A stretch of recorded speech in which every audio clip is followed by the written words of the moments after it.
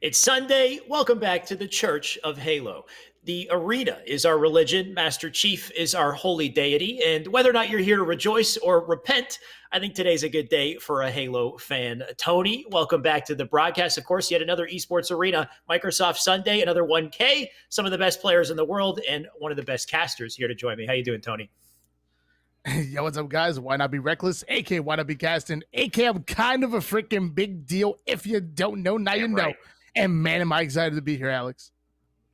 Yeah, good to have you once again, man. We got, like I said, some of the best players here to compete. A couple more God squads have been formed today, Tony. We got Frosty once again, but this time he's jumped in with C9, and C9 are looking hot. So I think he picked the right squad to jump in with. I think it's Frosty, Renegade, Stellar, and who am I? Penguin, right? Penguin, who was a star yesterday. So that's going to be a hell of a God squad. But then we have like KCP plus Spartan, right? We have PK. We have a number of really great teams, an interesting combination. I think we even had like a Envor, Miss Audie, Command Station, and another in a team as well. So what are you thinking about today, Tony? Seems pretty good. I'm thinking today's going to be excellent. I mean, Frosty obviously saw that Cloud9 won the Pro Series 5K yesterday, so he said, you know what, if you can't beat them, might as well join them. So he jumped on that Cloud9 roster, and man, are they looking good. My gosh. Yeah, really looking good for sure. Not sure what we have for our first matchup. If you do happen to know, Tony, let me know. But we're going to be jumping into the middle of the winners bracket here. This tournament's already underway. It's been going on for just a little bit. Of course, before we get into the tournament, let's talk a little bit about some of our sponsors here and our layout as well. We'll start with the format, of course. We got a 64-team capacity. But the prize pool, what you care about, of course, $1,000 is what we're playing for. First place gets $600, second place $300, and third place with $100. So if you want to be in the money, you got to get in the top three. And man, it gets sweaty to get there. Of course, I've got to give, you know what? One more thing. Of course, it is a double elimination tournament. So if you do lose, you get knocked down to the losers bracket. You have a second chance to fight your way through. Every single match, including grand finals, is a best of three as well. So hope you're ready to bring your A game out the gate because these matchups could go very quickly.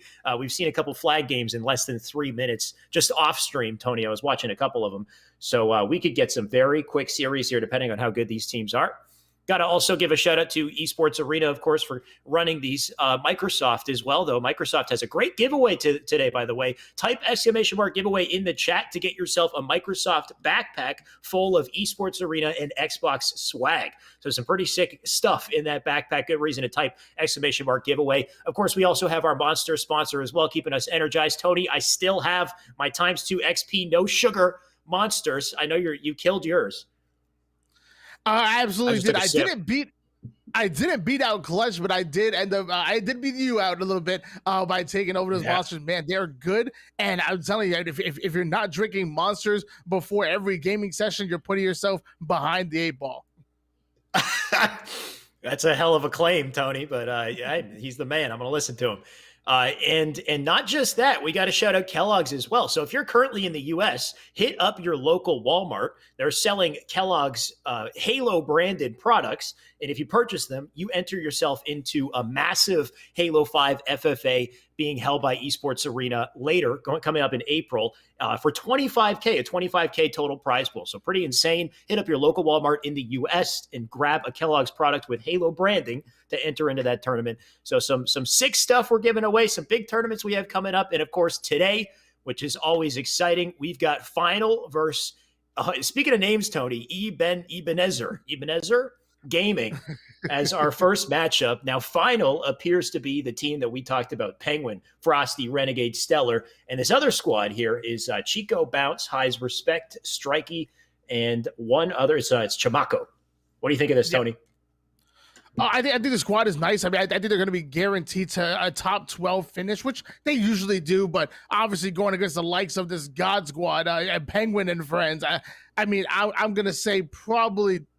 I'm going to say 2-0, probably in favor of final, to be completely honest with you. Yeah, fair to say, we talked about these being best of 3 series, and sometimes if it's best of 3, it might be quick. Well, this might be quick, Tony, is what I'm thinking. It's kind of it's a little bit of a race, for the guys on team final. Let's see how fast they can do it is what I'm thinking. Though you never know with Halo 5, there always are surprises, and I think players can stand out and surprise us. But we're talking C9 plus Frosty. Tony, what do you think? Is there anything the other team can do to have any kind of a chance against these guys? Well, normally when you're facing a Frosty-led team, usually the weakness is going to be Slayer. Sentinels tends to not be a good slaying team. The problem is that C9 is a very good slaying team. So when you combine Frosty's efficiency and objective, and then you combine C9's slaying ability, this squad does look like they might just literally be unstoppable. I don't know if there's anything that this team can do or anybody else in the entire tournament, Alex. I mean, you talk about Frosty as an objective player. Dude, Frosty is a main slayer as well, right? So you give any of these guys a power weapon, and it's going to be a show. They're going to put on a hell of a show for us, and we're going to get to watch that show, Tony. We're about to jump into our game here. We've got Strongholds on the rig for our first match in the series, and a good opportunity to see how this team is playing final as far as their coordination today. Good opportunity to lay the smackdown as well. We're hot into this match. We'll kick it off with Chico Bounce. And I'm on board with Chico Bounce right now. He's going to make his way over to where, actually, you know what? Let's switch on board to Renegade because he's the one who actually has the railgun. That's the player to watch if you ask me. On board here with Renegade, scatter shot in hands, defending basement, but finally might make the decision to jump in here soon. Yeah, he's made the decision to look for new spawners here. Does look like we got a player up on tower. He's deleted, though. There's the shotty. Jimmy's going to get out of dodge here. He's got to leave. Get down to engine one. Renegade still holding on to both weapons. Nice, easy back smack. New spawner up in car. Renegade looking for it, but can't get to it in time because his team is so busy just decimating everyone, Tony. This is what we expected, and it continues to happen. Here we got bunker side spawns. Renegade, he's looking to pounce. Looking to pounce indeed. Another railgun shot. Also has a shotty in his back pocket, able to defend BR base beautifully. Almost puts the shotty to the body, but whiffs, uncharacteristic, like whiffs it, and now 2 down goes final. That would have been so clean if he hit that shotty with the scope there, but didn't quite connect.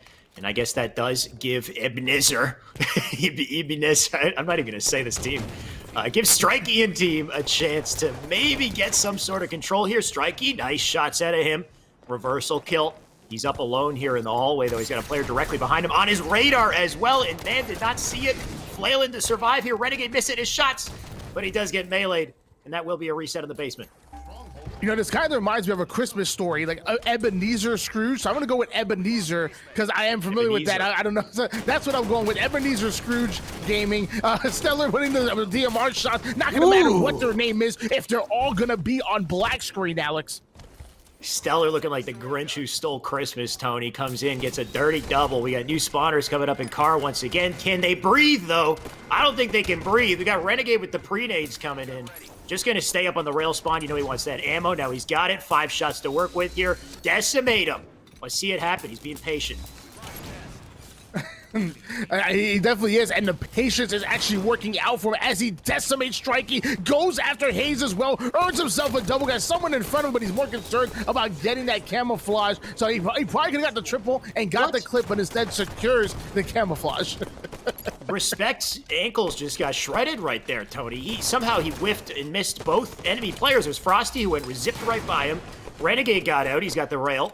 Still got 3 shots here to work with. 1 player down in BR. He's going to have to get out of here. Chica Bounce, good luck to you. Renegade going to play it patient. He's not trying to miss today, Tony. I don't know if you noticed. Renegade's going for the 88% accuracy stat, apparently. So he's going to be patient with every shot. Hit a 5 if he can. Land this rail. He will. That's another spree out of the man. Another spree indeed. If you look at the scoreboard, it is reflecting Renegade's point of view and how well he's dominating the team. The entire team is doing so. 58-3 lead in favor of final right now, and they're not slowing down whatsoever.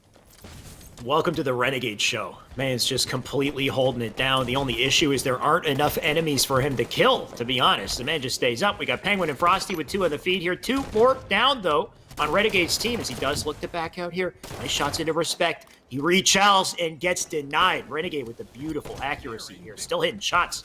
2 players in basement. Renegade coming up with the challenge here. Somehow his presence above basement makes them both leave at the same time, though. I don't know if you noticed that, Tony. What the heck is this fight? Either way, 84-3. Well, and I know you watch a lot of anime. You know, I remember in a lot of these animes, like for example, I mean, Hunter, X-Hunter. You know, your aura can actually scare people away. You know, it's so dominant and it's so frightening that people can feel around and they tremble. Some of them even die. Wow. Yeah, there's definitely some aura or something coming off of Renegade, because the man, he just slide jumped out, and both players left the basement, walked up the ramp backwards. And yeah, I mean, it shows in the scoreboard. 100 to what? Was that 3? I think 100 to 3 or 4. Yeah. To close game 1, 100 to 3. So looking like blue team has a shot for sure. No, it's looking rough for blue right now. Understandably, this is arguably our best team here today, Tony. I think this would be our expected grand finalist. And we know there are a few competitors who can combat them, who might be able to knock them down a peg. I'm looking at KCP. KCP is going to be interesting today. But yeah, this blue team here, they got one more chance at survival, Tony. It's likely going to be a Slayer. And we talked about Slayer just a second ago, didn't we? I think Frosty and team, they're looking good here too. Yeah, I mean, as I said before, you know, C9 was 7-1 in Slayers yesterday. It just shows they're one of the best slaying teams as far as in the Team Slayer game type in the industry. I promise you. I mean, that's why I never feel good about a team going to Game 5 with Cloud9, because you could take a few objectives on them, but all they need to do is steal one to force that Game 5, and that's it. Once they hit Game 5 Slayer, that's where they step up the most. Comes down to the Slayer, they'll bring the ice. Well, they don't even need much ice to close this one out, it seems. 100 to 3 for game 1 is pretty telling, but it will be a Slayer on Truth for our game 2 here. They will be fighting over that camo, that combo to start the game. I'm really just looking to see who can grab, a nice overkill maybe, if we can get a steak on the menu. What do you think, Tony? You know what? It might just be possible, but and mind you guys at home, this may be the first matchup you're seeing on stream, but we're actually all the way into winners bracket round 4. So I want to Ebenezer Gaming may have ran into a little bit of a brick wall here, but let's give them some credit, because making it to winners bracket round 4, that's not bad. They just happen to run into the best team in the tournament. At some point, you're going to hit them. You just got to be ready when it happens. The thing is that you can only imagine the spike in difficulty, right? Like, I don't know who they faced in winners round 5, but man, the difficulty just spiked. Got hit by the final boss. We're loading up into this game, potentially the final game in the series here. Once again, like I said, Truth Slayer is going to be that matchup. We'll find out who we jump on board with. Let's start with blue if we can, just to give these guys some POV screen time for our opening strat here, because it's going to be all red in just a second. Let's be honest. But it looks like we are started off with Penguin, Zane. Let's see what he does. Starting on board with Zane's going to make his way over towards top mid, putting some good shots in, and then pre-firing. There goes 80% accuracy that you were calling for before. And 3 down go Ebenezer Gaming, and Renegade has somebody in his sights. 4-2 on the board. Frosty with the camo. Plays about to be made, Tony. He's just looking for his first victim. He sees him in red base, up in the attic, chasing him down here. Strikey doing a good job to delete Penguin, though, but he's gone. Goodbye to him. And you can see the remaining players up in Car's side, so the rotation comes in. And Frosty was already deadly in California. Now that he's moved over to Texas, this man's going to be unkillable, and he has camouflage in hand, so good luck, blue team, as Frosty hits him with the hot 5, as somebody else in his citation mark. Look, he was looking at the floor right there. He just accepted defeat looking down. Yeah, I don't know where he was looking, but his reticle was not ready for that fight, that's for sure. I mean, Frosty is camo, and that is dangerous. Man's just going to dive into red with he gives no hex. Because I can't swear. Well, I mean, I probably could, but I shouldn't. Either way, 11-6 on the board here. Looking relatively dominant, though. Blue does, I want to say they still are in this game, but it could definitely change very quickly. I should, but I shan't. I will, but I won't. I shan't? On board, I don't know. On board here with Chico Bounce, gets a big kill on Frosty right there. Not a bad kill whatsoever. Now gonna advance his way forward towards top car. Getting a little bit of control here, bringing it within striking distance. Ebenezer Gaming not rolling over and taking it. They're gonna try to put a little bit of effort into this game. Chico Bounce trying to bounce his way off of this kill feed, but he ends up on it. 15-13 here. 2-kill game. Make it 3. Penguin does not live from this exchange. That would have been nasty if he did, though. Renegade. Oh, I told you, Tony. It's not Penguin. It's Renegade who's going for the accuracy stat. So he is just going to be lasered as hell in this series. The next one, just wait. Here we go. Look at these perfect shots. You missed 2, though. That's going to hurt that 80 accuracy. The Renegade, he does put the damage in for his teammate to pick it up. still on board here with Hayes. Respect right now, who's putting some respect on his name. We should be, because he's playing great. He's playing lights out, and their team are only down by 5 kills. They have a little bit of time left. Obviously, Camouflage should be coming up very soon at the 9-minute mark. Get another 2 down, looking good. Yeah, I don't know if you saw Renegade just like dive into bottom red base. There's 2 enemy players bottom red. You got Respect on car 1 behind them for the pinch, so it's just a bit of a rough chow. But can only understand from the side of Final that they're pretty relaxed on the comps, pretty relaxed in this game. They know that they can take it, so they're kind of maybe overextending just a little bit more than they need to and landing on some back smacks here from Chamaco. Chamaco looking for more blood, and Chico Bounce does pick it up. He's looking for more bud too, apparently. He's got to stay correct. Obviously, as Frosty somehow gets the back smack on Strikey right there. Chico coming in out of nowhere. And hold on, Chico going to challenge Penguin. Penguin going to be pushing forward, backing down as Chico, and finally going to get taken now due to Stellar. Stellar doesn't know there's a player in the bubble behind him. Might find out shortly, though. Got multiple in red, so he'll focus on that, making his way up through the car door. There's 2 players directly in front of him, and he goes for the stick first. I love the idea, but does it pay off? He gets 1. Strikey, can he win the fight? And he does take it. That would have been a nasty 5 from Stellar, but you got to respect the attempt to go for the nade first before he fires the shots. And another 4 down goes Final. Ebenezer Gaming looking very good right now. Obviously, the host got switched over to them, and they're liking this connection a little bit better. As Frosty going to challenge Chico, and now 3 down goes Ebenezer Gaming. I was just giving some credit, but I guess I should have remembered. Frosty, Penguin, Renegade, Stellar. This team is unbeatable. His team is nasty, and they won 100-3 in the last game. But, man, this is looking like a tight battle, Tony. Still a 3-kill game. We got another one coming in, make it 2 here. Camo coming up. We got to see pink side control. Chamaco, he's going to make that. No, I'd like to see them rotate out because they're going to miss that camo opportunity here. They're looking for more players coming out from car. All of them stuck in red base. Jay flies out by himself, gets melted. So there's no coordination here on the rotation to pink. It's going to be a free camo on the side of red. And Chamaco does get a stick for his troubles, but that's a 4-kill advantage. And Zane making his way to camo. I think that was a great kill by Chamaco to throw that nade right before he was dying to get the trade-off. Big pivotal win right there. I mean, at this point, every kill counts. Every bullet counts at this point. As Hayes shaking out Stellar. Renegade going back at Strikey. Hayes going to earn himself a little bit of a double kill. And Renegade getting flanked on from B-side. Things are looking good for Ebenezer Gaming. They might just come back and tie this game up here, Alex. And that's the thing. They may not have been set up to pick up the camo, but, man, I guess they were set up to burn it. They took it off the map. And like you said, it's a 2-kill game, nice and close. 2 players out in car 1, Zane. Penguin just committed the bottom mid. I like that movement to stay alive here, but Respect does get the shots to get the kill. A 1-kill game. Stellar flying out the car 1. That's a double. Out of Respect. He's looking for more here. The Demon, Renegade coming up with the challenge. Nice shots out of him. Respect, though, 1 step ahead. Tony, he's making plays. He tied the game. Tied up at 41 apiece right now. Chico gonna get a big kill on Penguin. Penguin, before he dies, throws a nade and gets a kill of his own. Chico gonna challenge 2 players, Frosty and Renegade, 2 of the best slayers in the business. I don't think that was a good idea, hey, Chamaco. I don't think so. I gotta love the discipline, though. I gotta love the confidence. Despite the combatants they're up against here, Tony. 3-kill game. Lead back on the side of red here in Stellar. He's looking to fly. Nike's on. Shots into Respect. He'll drop down to toilet. And you know what? Everyone else dead on the team. So Respect alone and afraid, Tony. 1 kill left to close it out. And I don't see how they make this comeback. Yeah, only 1 more kill needed, and there it is. Penguin going to end things off, and that's going to be a 2-0 victory in favor of Final. I apologize, Ebenezer Gaming, but as Alex kind of alluded to before, it is double elimination, so you will have another chance down in the lower bracket.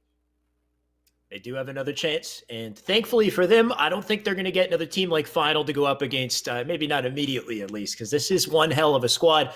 Tony, is it one hell of a squad, or is it Frosty and friends? Because really, Frosty just owned that entire game. He went 21-11 on the board. Man, killed it.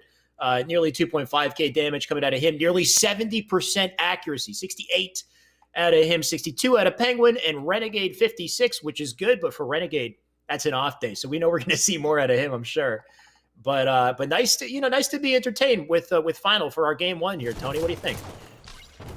Oh, yeah. I mean, I watch Frosty stream all the time. The man's just a bully. He goes into matchmaking, and he's always played against the lesser competition. And this is what he does. He drops 21 kills in a game. This was just another game of matchmaking for him.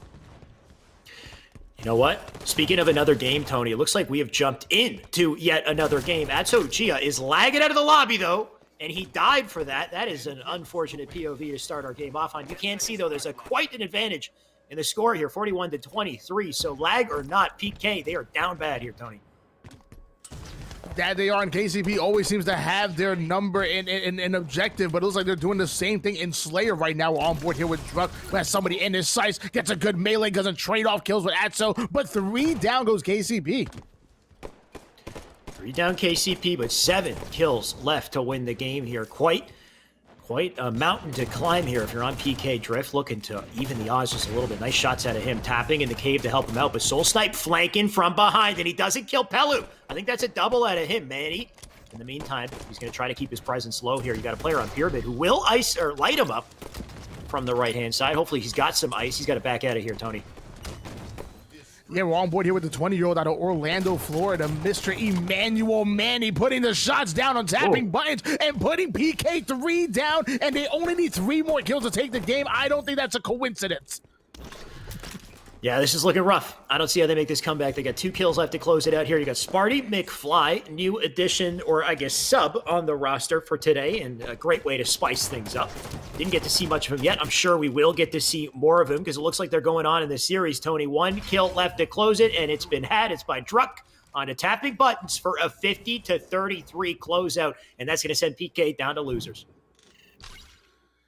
Yeah, one of the reasons why we love double elimination, because even if you get unfortunate to run into a hot KCP plus Spartan, at least you'll have another chance in the lower bracket. And I promise you, PK in the lower bracket, when their backs are against the wall, that's where they're most dangerous.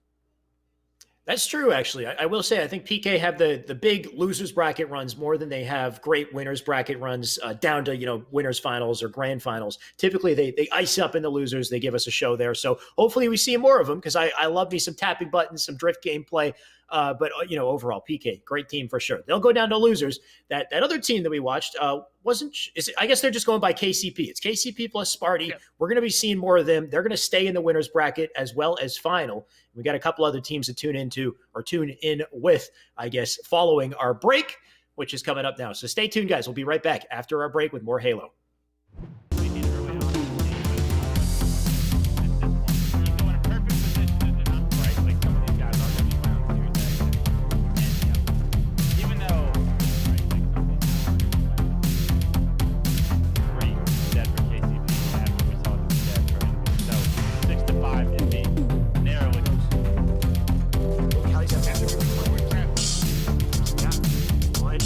Tries to avoid it. Trippy gets a 5 for his efforts.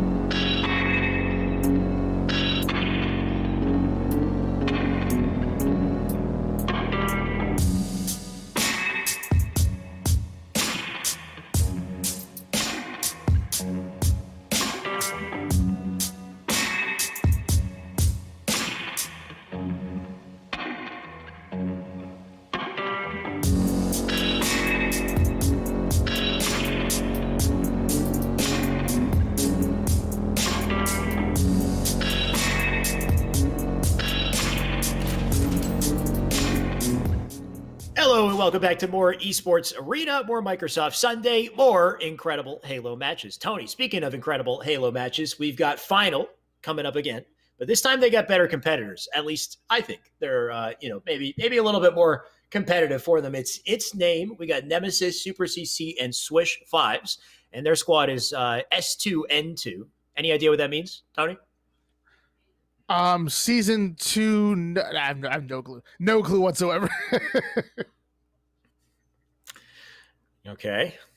Season 2. No, I'm trying to think too, but I don't know what the N would be.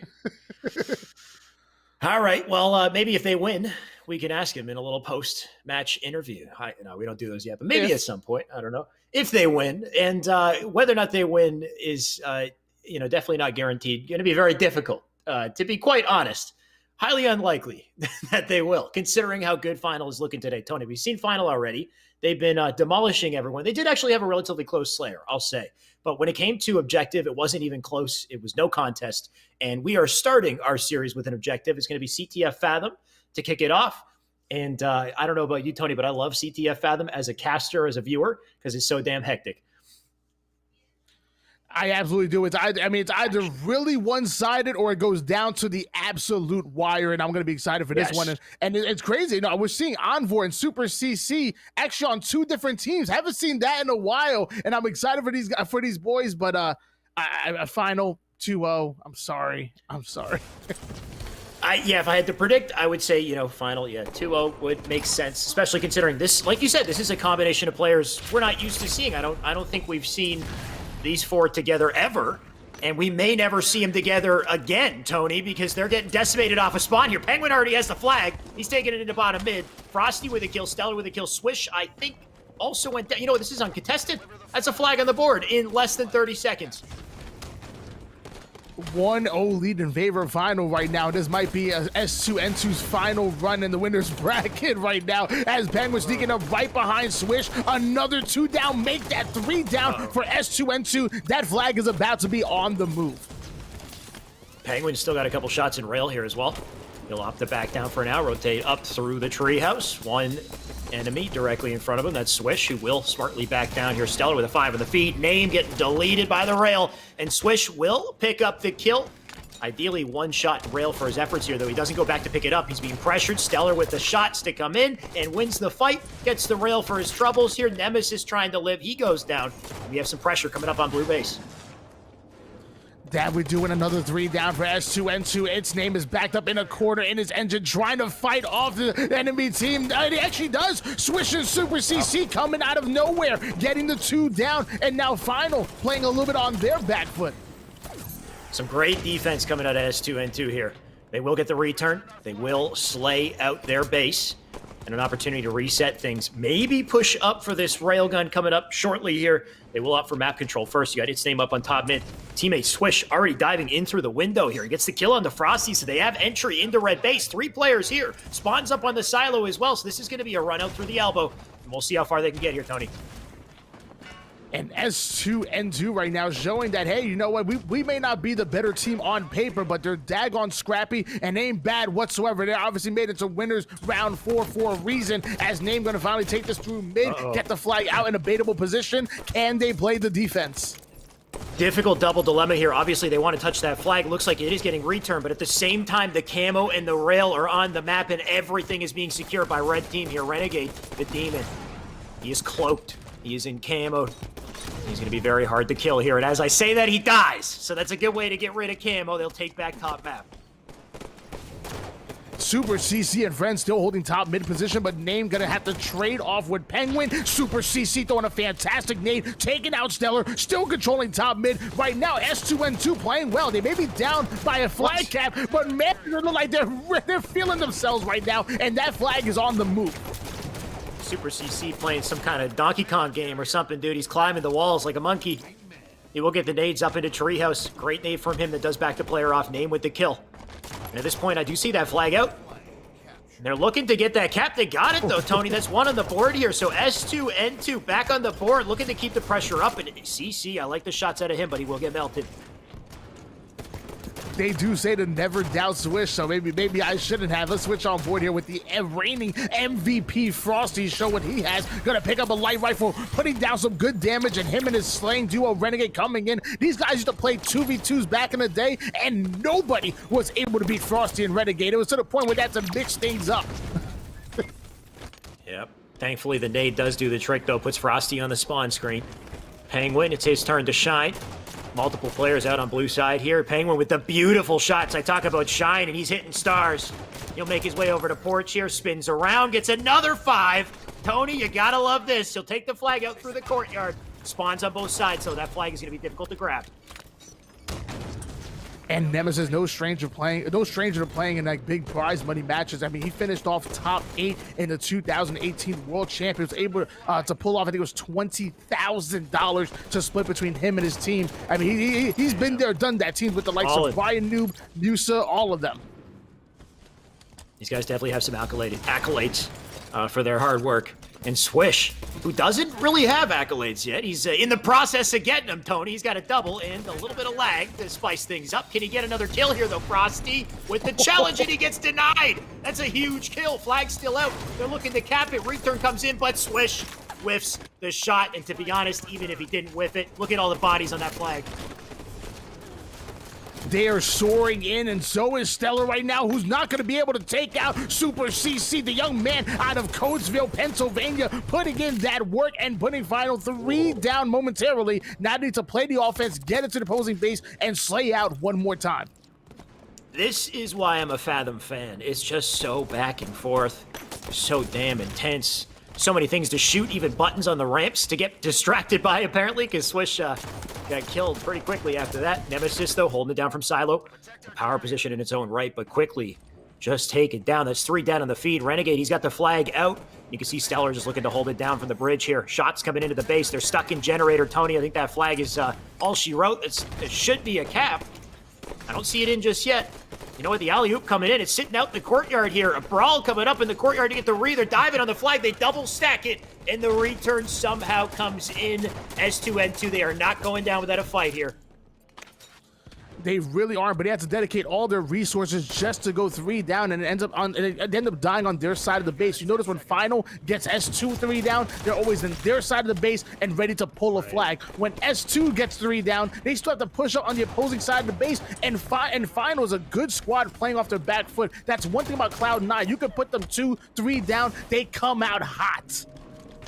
Every individual player they're a force in their own right, Tony. They can take on 2, maybe 3 players at a time sometimes. It's ridiculous. Speaking of 3 players, 3 of them are dead on the feed. 1 player left. He's out in the courtyard here. Nemesis struggling to survive. No shields out of the man. He is dead. That flag's going to go out. It didn't get far. Few spawners there to cut it off, so they still have yet to fully lock down these spawns. They can get the flag out, but then it's scrappy after that. It took Penguin and Stellar to be able to take out Name right there. Name is quickly making a name for himself. He's a daggone good slayer, and a lot of the professional players have already realized it. I see him all the time playing with some of the likes of Penguin and all these other professional players. They respect Name's gameplay, and he's going to be a name to watch out for come Infinite. Really pulling the jokes on yourself there. He's a name to watch out for. It's also his name. What do you know? Yeah, speaking of people to watch out for, though, we have Swish back on our feed. And Swish, he went off with the rail last time. He's got another chance to do it here. He's got 2 shots in the chamber. First one into Frosty. Shots in the back, but he lives narrowly. So Swish still making plays here. 2 teammates underneath him, but he's not watching his backside here. And as they make the rotation out through Treehouse, that rail is going to sit down on the bridge. You can see all 4 members crossing the map from the other side here. So the pressure's on blue base. Momentarily getting that hot 5. That was a beautiful shot coming in from this blue team roster. And once again, Final going 2 down, make that 3 down, having to play again on their back foot. You know, as of right now, S2N2 doing a good job of making them uncomfortable. But Stellar coming off a spawn, and man, is he deadly from the moment he spawns to the moment he dies. That was a hot 5 for sure. Renegade gets an easy kill on a Swish. Renegade pushing up, looking for more here on the Nemesis. He tries to sprint slide out, but he still gets the kill. Nice work from him, staying alive in the courtyard, being so damn tricky. CC has none of it, though. He drops on his face with the melee. Another trade comes out. Pressure's still on in courtyard as they fight with all they got to hold it back. But Frosty, he's going to get out of dodge here with the rail. Can he live? Can he make plays? We'll find out in just a couple seconds. Here, Frosty doing everything he can to stay alive. Look at all these players looking to shoot him here, Tony. I don't know how he's navigating this. He does end up going down. Multiple are going to go down here, and maybe S2N2 has a shot at a flag. And we're still tied at one apiece right now, and I don't know how. It's been absolutely incredible back and forward action, but both of these teams for somewhat seem evenly matched. And mind you, S2N2 has a flag towards their silo. That flag is on the move. Final needs to stop this. Flag's on the move, but so is a camoed player. I think that's Frosty camoed. Frosty pulls the flag out. He's going to toss it just a little bit farther here. He's compromised, though. Looking for the melee. Does get the kill. Holding on with no shields. This is a huge play by Frosty to keep that flag out. He does get killed by the nade, though. Zane coming in to get the kill, and that's 2 more down on the feed. The flag is returned, and Zane here to put it in. 1 line of defense, and he's diving out front. That swish, but he gets melted. Is there anybody there to stop it? I think this one might actually go in. That should be a 2-1 on the board.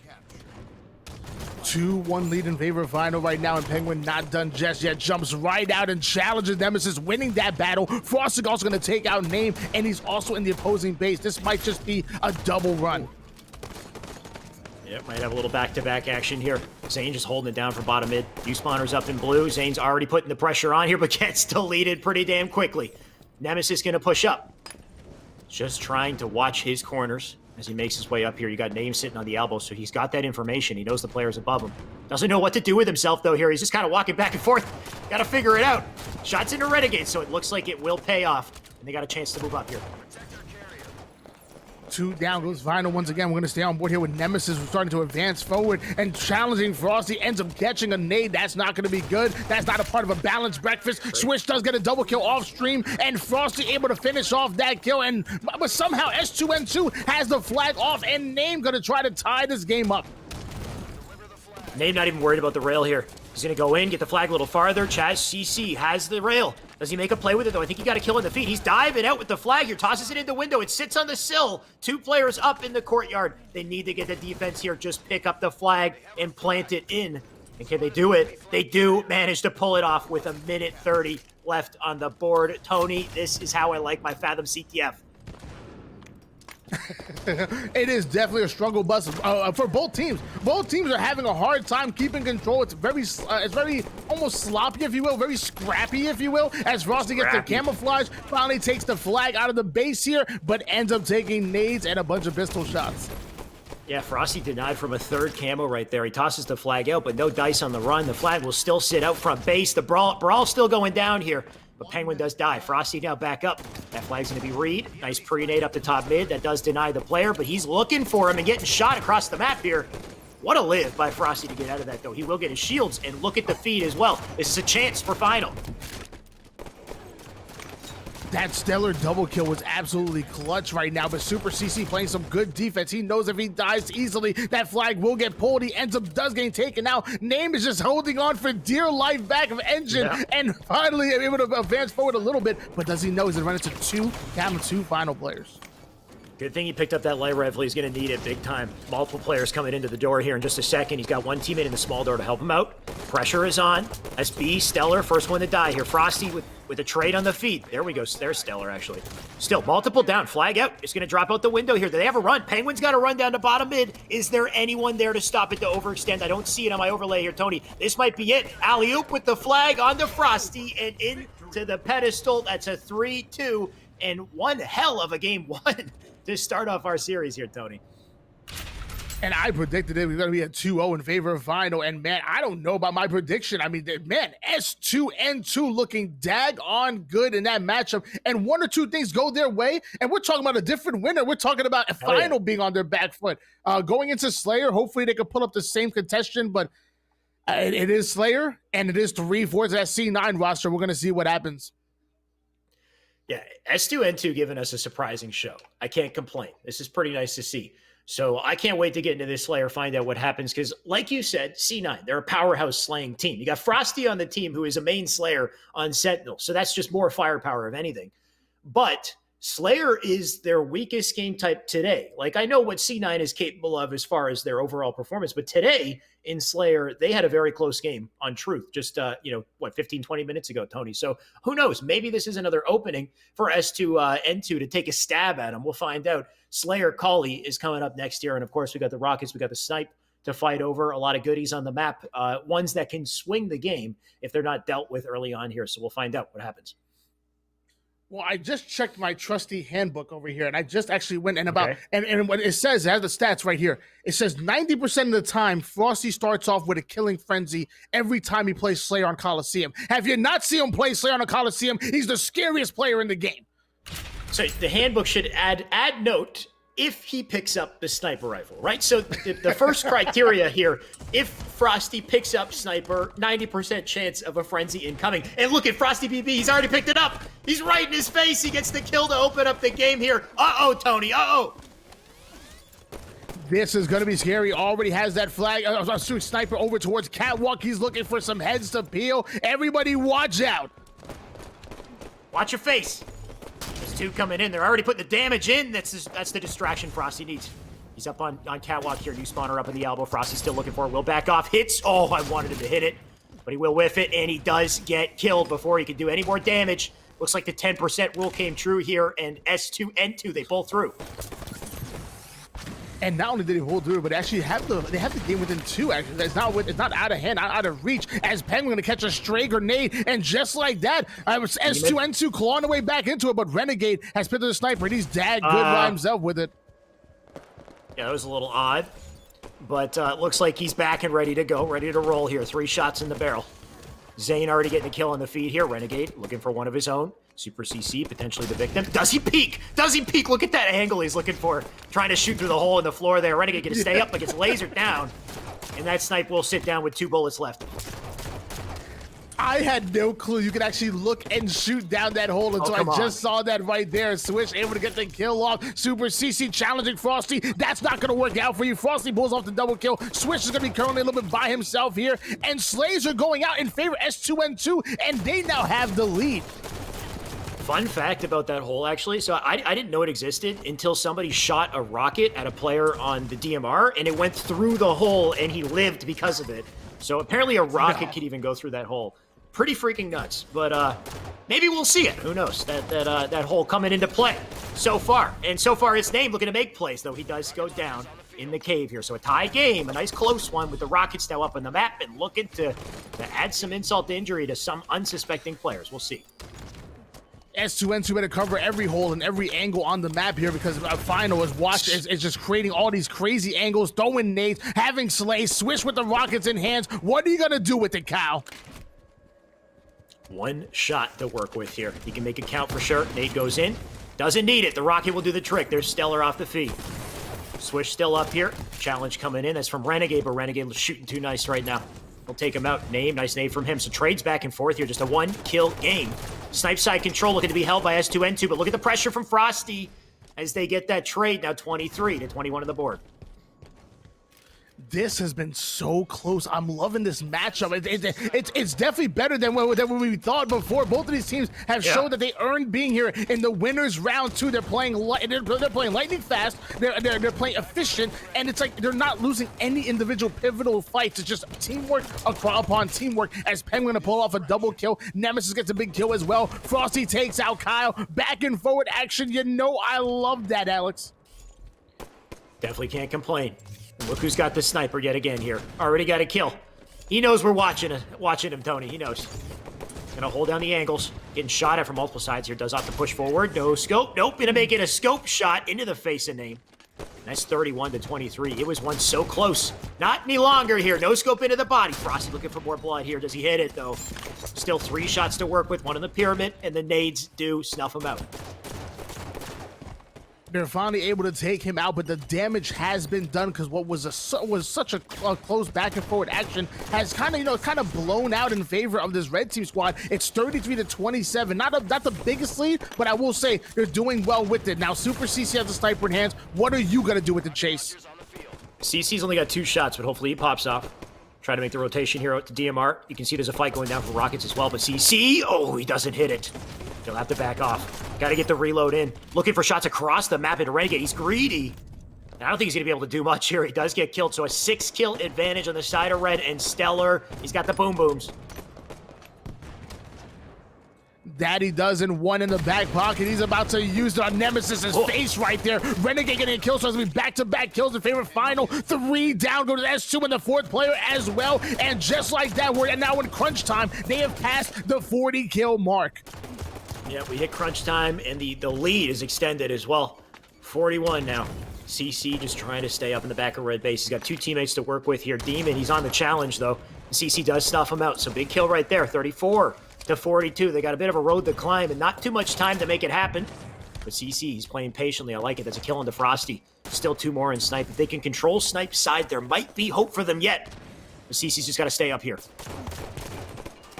Still on board with Super ZZ right now with some good shots over towards S2, over towards Stella. We're going to trust his teammate Cow to come in for that cleanup kill. Controlling Snipe's side, doing very well is S2N2, but they're only 6 kills away from losing this game. They're going to have to play a little bit better right now. Then Super CC heating up. This is what you want to see.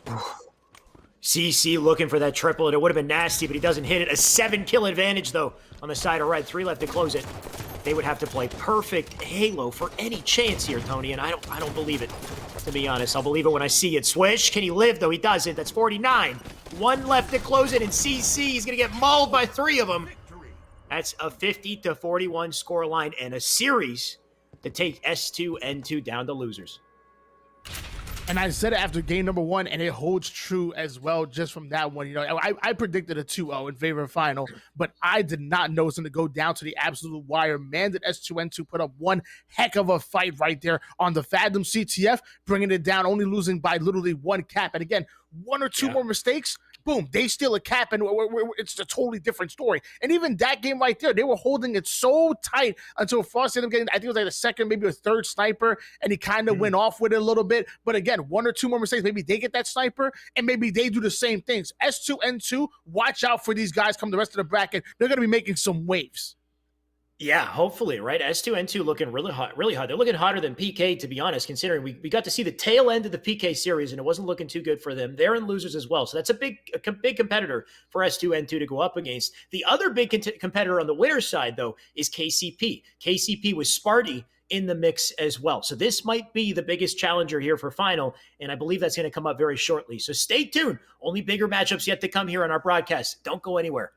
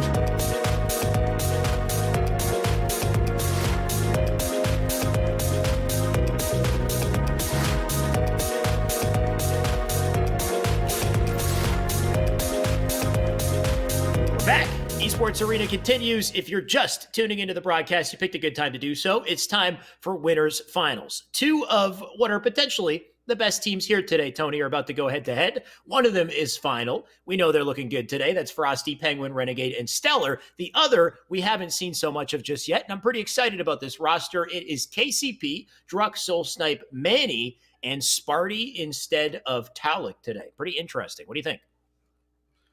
I mean, I like the way this roster is constructed. I mean, Talik, in my opinion, is probably the better slayer out of the four. He always seems to have those high kills, low deaths, and I think Sparty is just as good as slaying with him. He has that firepower, so let's see what they got. I think it's going to be interesting. Neither of these teams have the full roster. They both have some substitution action going, but It's going to be a good fight. Definitely some interesting subs here. I think with Sparty, you get somebody who's very knowledgeable when it comes to Halo. I'd say he's kind of, I don't know if he is an IGL role, definitely not for this team, but I think he has that capability of taking that role normally. Amazing shot out of him, but I wouldn't consider him to be as speedy on the map as somebody like Soul Snipe, who's very objective oriented. He's going to flank and he's going to grab those flags and make those plays. So I wonder what that's going to change for KCP's, exit and entry strategies here coming into these flagpoles, because that's what matters in CTF Truth. And Sparty, we're talking about him. Let's kick it off with him. Well, we're going to find out, because I promise you, Sparty does McFly. And then, to be honest, Talik really doesn't. Talik's a little bit of a slower player. And so far, KCP's not starting off slow. They're fighting hard, and they've actually put Final 3 down and have won that camouflage battle. That is a great point. It's Talik who swapped out with Sparty, not Soul Snipe. So I just wasted a bunch of time making that comparison. Either way, Sparty's got a camo, Tony, so this can look pretty good. You know what? There's already a flag on the board as well. I'm busy, jabbering here. We got a flag to cap to start the game, and the pressure is on for a counter flag as well, as Penguin's looking to get it out. We got some basement spawners here trying to stop him. Penguin doesn't care. He'll dive that flag just a little farther. And we've said it multiple times, out of the final four, between Cloud9, Inconceivable, Sentinels, and KCP, KCP seems to be the most efficient flag CTF team that we've probably seen. And you saw it right there, getting that flag cap right off the bat. And I don't think they're done. They just put Final 2 down right now. And Sparty McFly is McFlying. Yeah, they ain't done yet. They're just getting started, that's for sure. McFly still hitting the shots. Penguin now down. Frosty down on the feed. U-Spawner's up in the car bubble. Sparty, he wants the challenge here. He gets the kill. That's big. Somebody's got to get in and get that touch, though. And there's still a disruption going on in right. You can see two players. They're spawning up bottom and top base now, just getting in the way of everything here. Sparty's still up, but he is down. Now, and the flag to sit out front base here. We got one player left to fight for it, but ultimately all for naught here. Stellar and team, it looks like they're going to make it out this time. As Newton once told us, what goes up sometimes, or all the time, must go down. As then Stellar going up, but going down as well. So let's switch gears over towards Penguin. We know Penguin stay alive. Come on, Penguin.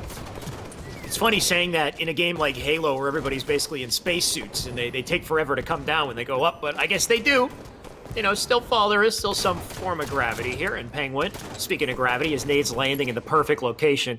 He's got Renegade and Frosty to get the kills in the feed here. So flag now out, going right out through the window. New spawners in car here, and Zane's looking for the basement ones. They're getting the cutoffs on these spawners, and Renegade making it out with the flag. The fact that he survived is massive. This gives him the little alley-oop up to top base. Instead, he's going to opt to go all the way through, though, and do it all himself. That's a nice, easy cap for him, and 1-1 on the board.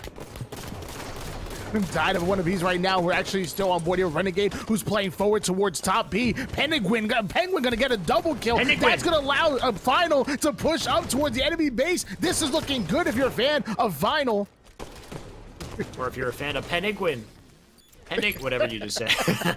Either way, fans of Penguin are gonna have to hope that he gets off his spawn okay here, because Renegade's got another flag. He's taking it out through pink here. Got new spawners up in red, maybe going to help relay that flag. It sits down on P1. So an opportunity to get the return here, but Frosty's looking to cut him off. Nice shots for him. Another player dives out front to look at the speed these guys are moving at. Frosty getting caught in a reload. That will allow for a kill here for KCP. A return and an opportunity to push and maybe get some openings here. You can see Manny and Druck have kills in the feed.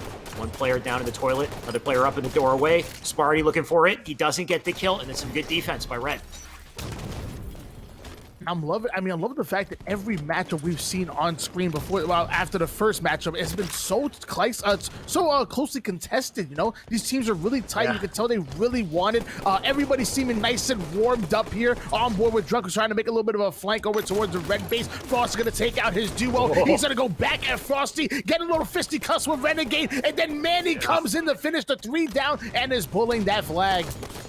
Drunk with all the greed right there. He wants to get in that fight, even if it means dying. And that means that flag does sit out in pink street here. But Renegade, look at him. He's getting the cutoff here. He wants that counter pull, even before that flag goes all the way through. Renegade's already got it. He's going to meet him out on pink side as well, going for the ultimate challenge here, and he doesn't win the fight. That's some big defense there to keep him out of dodge. You got Frosty looking to collect the flag as well. Frosty looking for a double here. He hits a clean one. He will want this flag. Does get to collect it, but a player sitting out P-face to deny him. Frosty's got to back out here, but he can't make it. And Tony, we talked about it, these games so back and forth. A fight for the camo here, and it looks like they do burn it, but man, what a game. And that is twice now that Druk has been able to stop a flag by holding down his side of P3. First it was a flanking grab coming from Renegade, and then Frosty getting the kill going for the relay, and Druk just being top P3 is so hard to deal with. Back on board with Stellar. Might not be on board with him long, though. Man's one shot. Gonna try to get out of this situation here, narrowly alive. He does make it, though. Melee comes in and ends up being a trade for his efforts. So good lift from him. Penguin! Big shots at a Penguin here, but he's now dead out front. Just the moment we jump on screen here, we see a hot trade, but it's not enough to make progress, though. A flag might come out this time. 3 players up in blue base. Manny, the last line of defense here. And KCP's gonna have to do their best to clear out their base if they want to advance forward on the map here. Druk gonna take out Stellar, but it looks like Finals winning those other individual battles here. Frosty gonna grab that flag, and it is on the move towards P3. And this is bad. This is bad, Alex.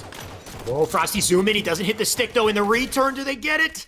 They still manage to pull off the re, and look at this Soul Snipe. He's in red base. He's brawling up here in red base. He's got a teammate with him. New spawners up in car as well. They're going to want to get that overextension because Soul Snipe's already tossing it. He's got it out bottom mid. Sparty, opposite side of the map here, looking to help that flag along. It's going to be very hard to get the collection, though. It's sitting in a very baitable spot.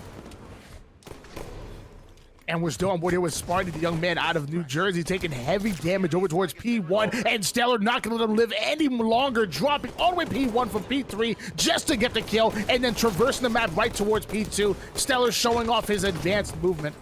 He's going to have to show it off just a little bit more here because he's taking shots from all angles. That's 3 dead on the feed. Camo should be up shortly as well. Druk might stay behind here, but he wants the timing on the flag. Got a bit of a double dilemma here.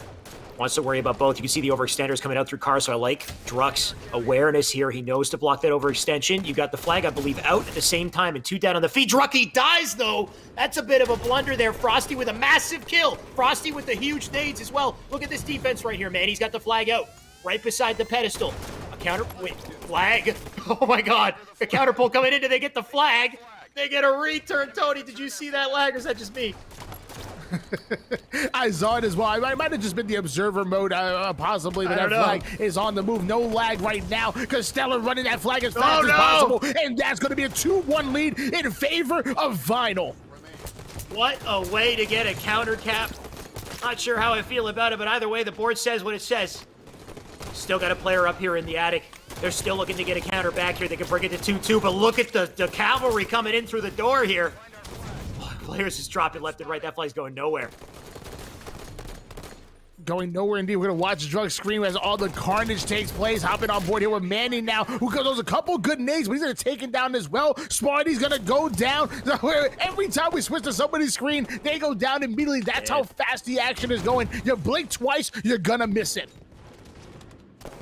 Soul Snipe looking to just slow it down a little bit here. He's trying to find someone. There, he found 2. And he's dead now. Pressure's still coming on, though, through the attic. Sparty trying to live up in the bottom of the base. The longer he stays alive, the more of a nuisance he is, but he can't do it. 2 dead on the feed. Another opportunity for a pull coming in here as the new spawners looking to stop that from happening. The pull's been had. Can they make it any farther? Penguin, look at him looking for the overextension. Trying to get the cutoff here. Going to help his teammates secure that flag, bring it over, but the overextension goes through, so we will probably see at least a counter pull. That one player in such an important position to stop this. Penguin doing everything he can to make that happen. Look at the flag still in play. This might be the game right here. Nobody to stop it, and 3-1 on the board to close out game 1. You got to love the play from Penguin right there to get in the fray and make it so much more difficult for KCP. That was some great plays coming out of Penguin to open up those lanes, but Frosty coming in for that flank, grabbing that flag and moving as fast as possible. We didn't even see it on screen as he came in, put that third and final flag cap. Now we're going to move it on to, I believe, a Slayer for game number 2. I'm surprised we didn't see at least a counter pull and a toss with the flag, either to out front base or the toilet or something, just to get it, out of the pedestal, because Druck knew he was had there in red. I think it was Druck in red base, right? He knew that they seen him. They were shooting him from across the map. So you figure if you're compromised, the least you could do is maybe just try to toss it somewhere. Hard to say, though. Definitely in a bit of a dilemma because he wants to stay up. He doesn't want to take free shots. If he goes for the flag, maybe he's shot for free. I don't know. Either way, we got one game left in the series, Tony. That was a hell of a slobber knocker. I think that's the best word to use to say what that was. But Slayer on the rig is coming up next. There's a sniper on this map. There's a Frosty on the field. There's a camo as well. This could be a pretty nasty game here, Tony. And you said we got one game left, possibly 2, because, it does not count KCP out just yet. At least one. If they win this game, we're going to go into a game number 3, and that's going to be exciting as well. So, Shy, we're already counting out KCP. Come on. Okay. All right. Fine. Let's give him a shot here. I want 3 games as much as you do, Tony. So let's bring it to a game 3. Let's make things fun. Make it exciting here, of course. All going to come down to that opening strat and whether or not they let Frosty do what he wants to do here. It looks like Frosty's going to start by contesting on Engine. Frosty diving over a player, though he's one shot. Going to try to get a dodge here, and he does not succeed. And that's 1-1 on the board. A snipe in the hands of Blue. And still on board here with Stellar, one of the players out of a final. Sparty actually getting a scatter shot kill off the screen with the on Penguin. So there we go. I like the plays happening. Manny gonna get away with that sniper rifle, controlling carbine. 3 down goes final. Things are looking good. I don't know if you saw that out of Manny. The timing of his Y was the moment that player challenged, but he does hit one onto the back there. Nice body shot from him. Soul Snipe picks it up. Manny looking for more. Manny gonna have to play this patiently. He's in center map, though. He could get shot up from multiple angles here. See how it's already happening? Does opt to back out through basement. Got a sneaky angle here, but he's getting shot at from yellow corner. They know he's there. How is he alive? Oh, he hits it, though. Are you kidding, Manny? What a huge live from the man. Still got a few shots to work with here, looking for Blaners. Beautiful snipes coming in from Manny, and he still has about 5 bullets left in this left. Gonna use almost body shot him, but Frosty gonna finish off that kill. Frosty taking what's rightfully his. He's gonna have the snipe rifle. He goes at that play over towards top. Railgun had the disadvantage, able to take out 2 players and bringing them back within striking distance. Frosty does take 2, but they delete him quickly, which is good. Just keep him, keep the snipe out of his hands, if anything. Looks like he's in the hands of Penguin, though. He does whiff it. Penguin looking for the Magnum, and you know what? That does the trick. That's a 5 out of him. He goes down shortly after. 15-13 on the board as KCP hold on to a slight lead, and Stellar looking for spawners. A slight lead indeed. Actually, I'm on board here with Stellar with the DMR in hands. Going to take a couple of nades off, and Druck going to win that individual gunfight, but not before taking a big nade coming in from Penguin. Let's switch gears to Renegade because we know he's a slaying machine. Yeah, Renegade was doing something off the map when we swapped over to him, though. I don't know. He's going for some theatrics, for sure. Frosty gets a kill. Frosty gets 2 on the feed. Stellar with a 3rd, and that ties up our game, and the timing of those kills is crucial. That's a free camo, and it's in the hands of Frosty. And not only was Final able to put them 3 down, they were able to get the camouflage, as you said, and more importantly, make KCP uncomfortable because they know they're spawning outside. Renegade taking some heavy damage, though, trying to traverse the bottom sewers to stay alive, and somehow Stellar puts the DMR to work, gets the 2 down. Penguin makes it 3, and once again, KCP as uncomfortable as possible. It all started from that 3 down into that camo. Yeah, Renegade team, they turned it on here. Renegade's got the shoddy to work with as well. 21-17 on the board. A needler I hear in my headset here, Tony. We got Frosty with a needler and camo. By the way, we still have, there he is, jumping over the head of Renegade. Frosty BMing here. No. Oh, he still gets the kill. Are you kidding me? Sniper's up. The needler has been considered a BM kind of weapon for a very long time now. Ever since Walshy did it back in Halo 2 with the double needlers. I'm sure we've all seen the clips from that. Renegade having a much more efficient weapon here in the scatter shot, but not able to finish off the kill. Luckily, he has great teammates behind him. Yeah, I don't know. Frosty was making that needler look more efficient than that scatter shot did just there. But you know what's better is the snipe. And, oh my God, Stellar. He already got 2. He got the headshot to secure it. There you go. He's still got the snipe in hand here. 4 shots to work with. Great positioning out of him. Teammates all outside to hopefully help out. They're making a rotation out through inside map here. So I like this from Sparty. He's going to back up, go to Carbine, and look for a couple sneaky angles here. You know, Shai, I would love to agree with you, but then we'd both be wrong. I don't like this play coming out of KCP controlling the outside of the map. The inside is where you want to be, but Sparty just wants to be anywhere the sniper is because he's body shotting everybody with it. I mean, it's pretty popular to rotate snipe out to Carbine, though, just to isolate angles. So I like the idea, but he really got in the fray. And speaking of which, 3 dead on the feed. KCP making a little bit of a comeback here, just 1 kill between these teams. Manny, look at those shots off of spawn here. That player does live. That's Frosty. And Frosty's rotating for camo. Manny's not even looking behind him for that camo there. Frosty got the free camo once again. I see it. Oh, nobody got to see that except me. Frosty just dove off the map. You can see it on the feed, so that's one way to burn it, I guess. And luckily, KCP momentarily had that inside control, but not for long, because Final is going to end up spawning over in bunker. Frosty gets Mr. Soul Snipe. Manny tries to take out that player right there, but Frosty winning another battle, and we're tied up at 33 apiece, Alex. Love to see it, Tony. Tie game. Things have slowed down here. Look at Frosty being a little ninja. He's so sneaky. Just in the bottom of basement. Nade in. Gotta appreciate the fact that he nades first before shoots, but looks like he's in trouble here. He at least one went down there. Shotty down on the floor. The brawl still continues in basement. Penguin with a kill. Penguin living up in the corner there. How does he live from that nade? Soul Snipe has to commit, and it allows Stellar to get a trade. So beautiful from Zane to pull that out. Stellar, look at him zooming, trying to get to tower here. He'll spring jump his way up, and the Shotty, let's see it happen. Oh my God, the moves out of this guy. He doesn't hit it. It'll transfer hands.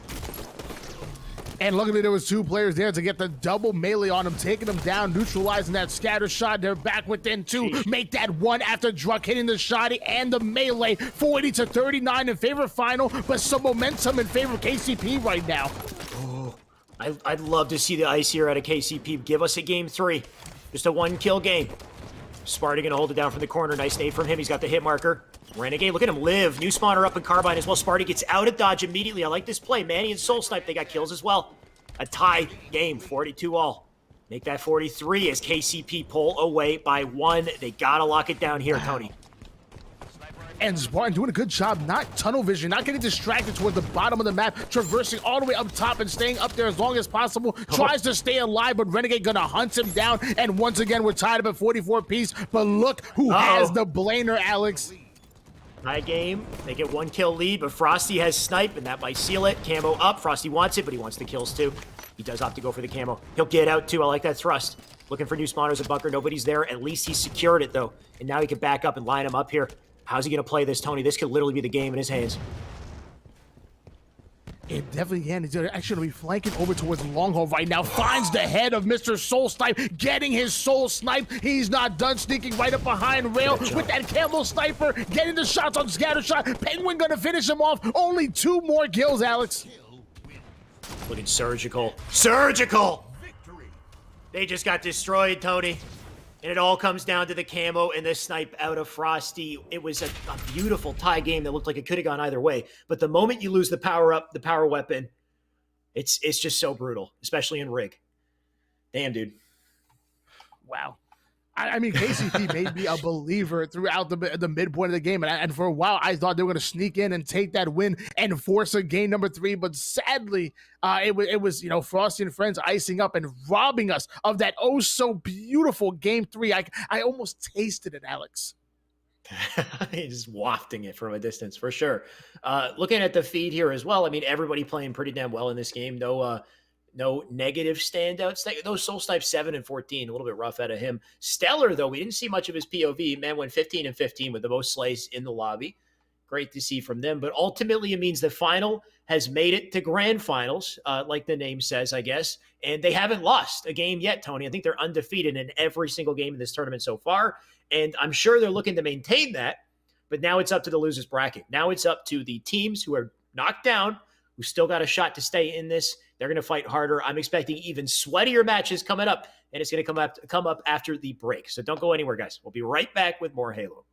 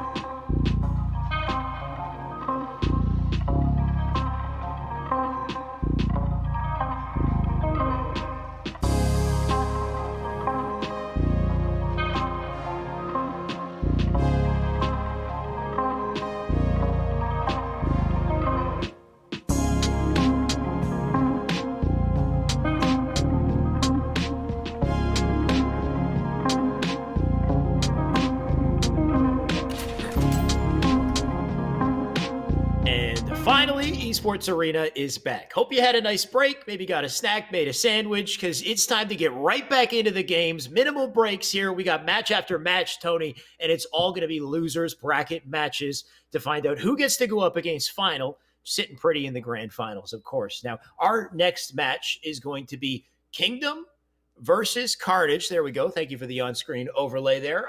On one side, we've got El Halo, assuming this is the correct team. That's because I know they're still kind of organizing themselves in the lobby here. We got El Halo Elite, Kilimanjaro Thin, and Tizver, I think. Ant is his tag. Tony, you can help me with that maybe. And then on the other side, we got Gambino, Guardian Flies, Yoan, and Running.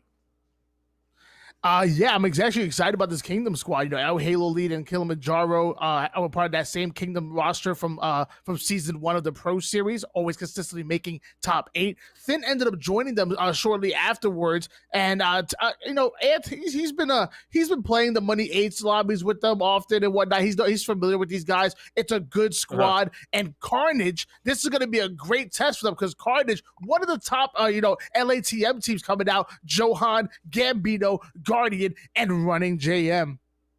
Yeah, actually a pretty solid matchup. And these players on Carnage, I'm recognizing some of these names from, I believe, Chosen Legacy. Is that the team?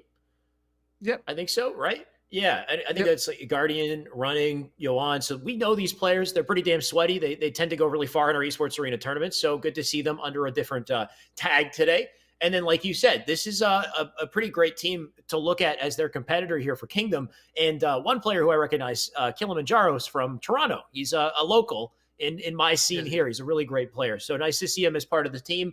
And nice to get started with our match here, Tony. It's going to be Truth CTF. The last Truth CTF we saw was a hell of a treat. So I'm excited to get into this one. Of course, we got the camo. We got the combo. We got a hell of a lot of teamwork that's going to have to take place here to grab these flags. Yeah, you know, we have the duo from Chosen Legacy, or formerly Chosen Legacy. I think eventually they went under Fire and Ice at some point, at some point in time. But yeah, we have that duo coming in, and then Kilimanjaro come out of Canada. We have El Haley coming out of Puerto Rico. So you know, the love is being spread all across the world here. I'm loving it. The servers might not be loving it, but I'm loving it. I'm loving it too. Let's get into this, Tony. We're getting our match started up. Gonna find out who we start off with, of course, and it looks like it's gonna be Finn, as he barrels his way out of Pink Street, getting caught in a clamber here, but it's going to be a brawl for that camo to kick off our game, and Finn wasting no time getting to top map.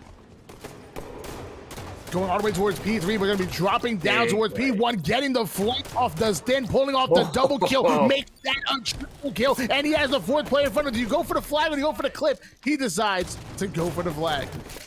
I like that play. He at least tosses the flag out front, makes a double dilemma for the enemy team here, and they're going to look to defend it. But man, Thin got in the money for his starting strat. A quick 3 kills. Looks like it won't transfer into a flag run. And it looks like Running, speaking of run here, he's made his way all the way over to blue base here. So he's going to be looking for a counter pull. And Running GM getting a hot 5, but then getting 5 right back at him. 3 down goes Carnage of Black. So as right now, Kilimanjaro going to make his way over towards bottom mid and waiting for the spawners, getting some good shots. El Halo Lee finishes off Guardian Flies. That player did end up getting towards top mid, so that might be a little bit dangerous. Oh, and there it is. You talked about it. That player was sitting up there. I think he might have backsmacked him the moment Kilimanjaro came up. Guardian Flies now on our screen, and he's already flying his way through. He does get the kill on Sir. I'm hating that name. That's okay. Guardian's going to continue to live here, and he does get killed by a player who's made it into the base. So that flag's pulled, and it looks like he might be running it out. You know what? He went down to bottom base with it. Oh, he's got a brawl to take on 2. Big play there from El Halo Elite to get the flag out, but not so far here. The brawl's going to have to continue in bottom red, but it looks like that flag might be saved. And Kilimanjaro actually posted back up towards this money 1 spot. That's the spawn trapping spot where you try to get somebody over towards bottom flag. Watching the spawns, now going to finally go after this flag. Does he know a player snuck in bottom toilet? Yes, he does. Gets the melee, finishes him off with the flagnum, and now there's a player behind him, but smartly going to stay alive. Oh, look at this. He tries to live, but he dies, and while that happens, a flag was pulled. It's been ran all the way to the end of Pink Street here. Yoan looking to collect it, but Thin diving in. Nice melee to get the kill. He picks it up. He takes it to the door. Can he plant this in? We might have... I don't think we have any more defense here. He missed it, though. He doesn't pick up the flag. They still get the kill, and it looks like he still will plant this in. So a little scary there for a second, Tony, but that's a 1-0 on the board from Yoan.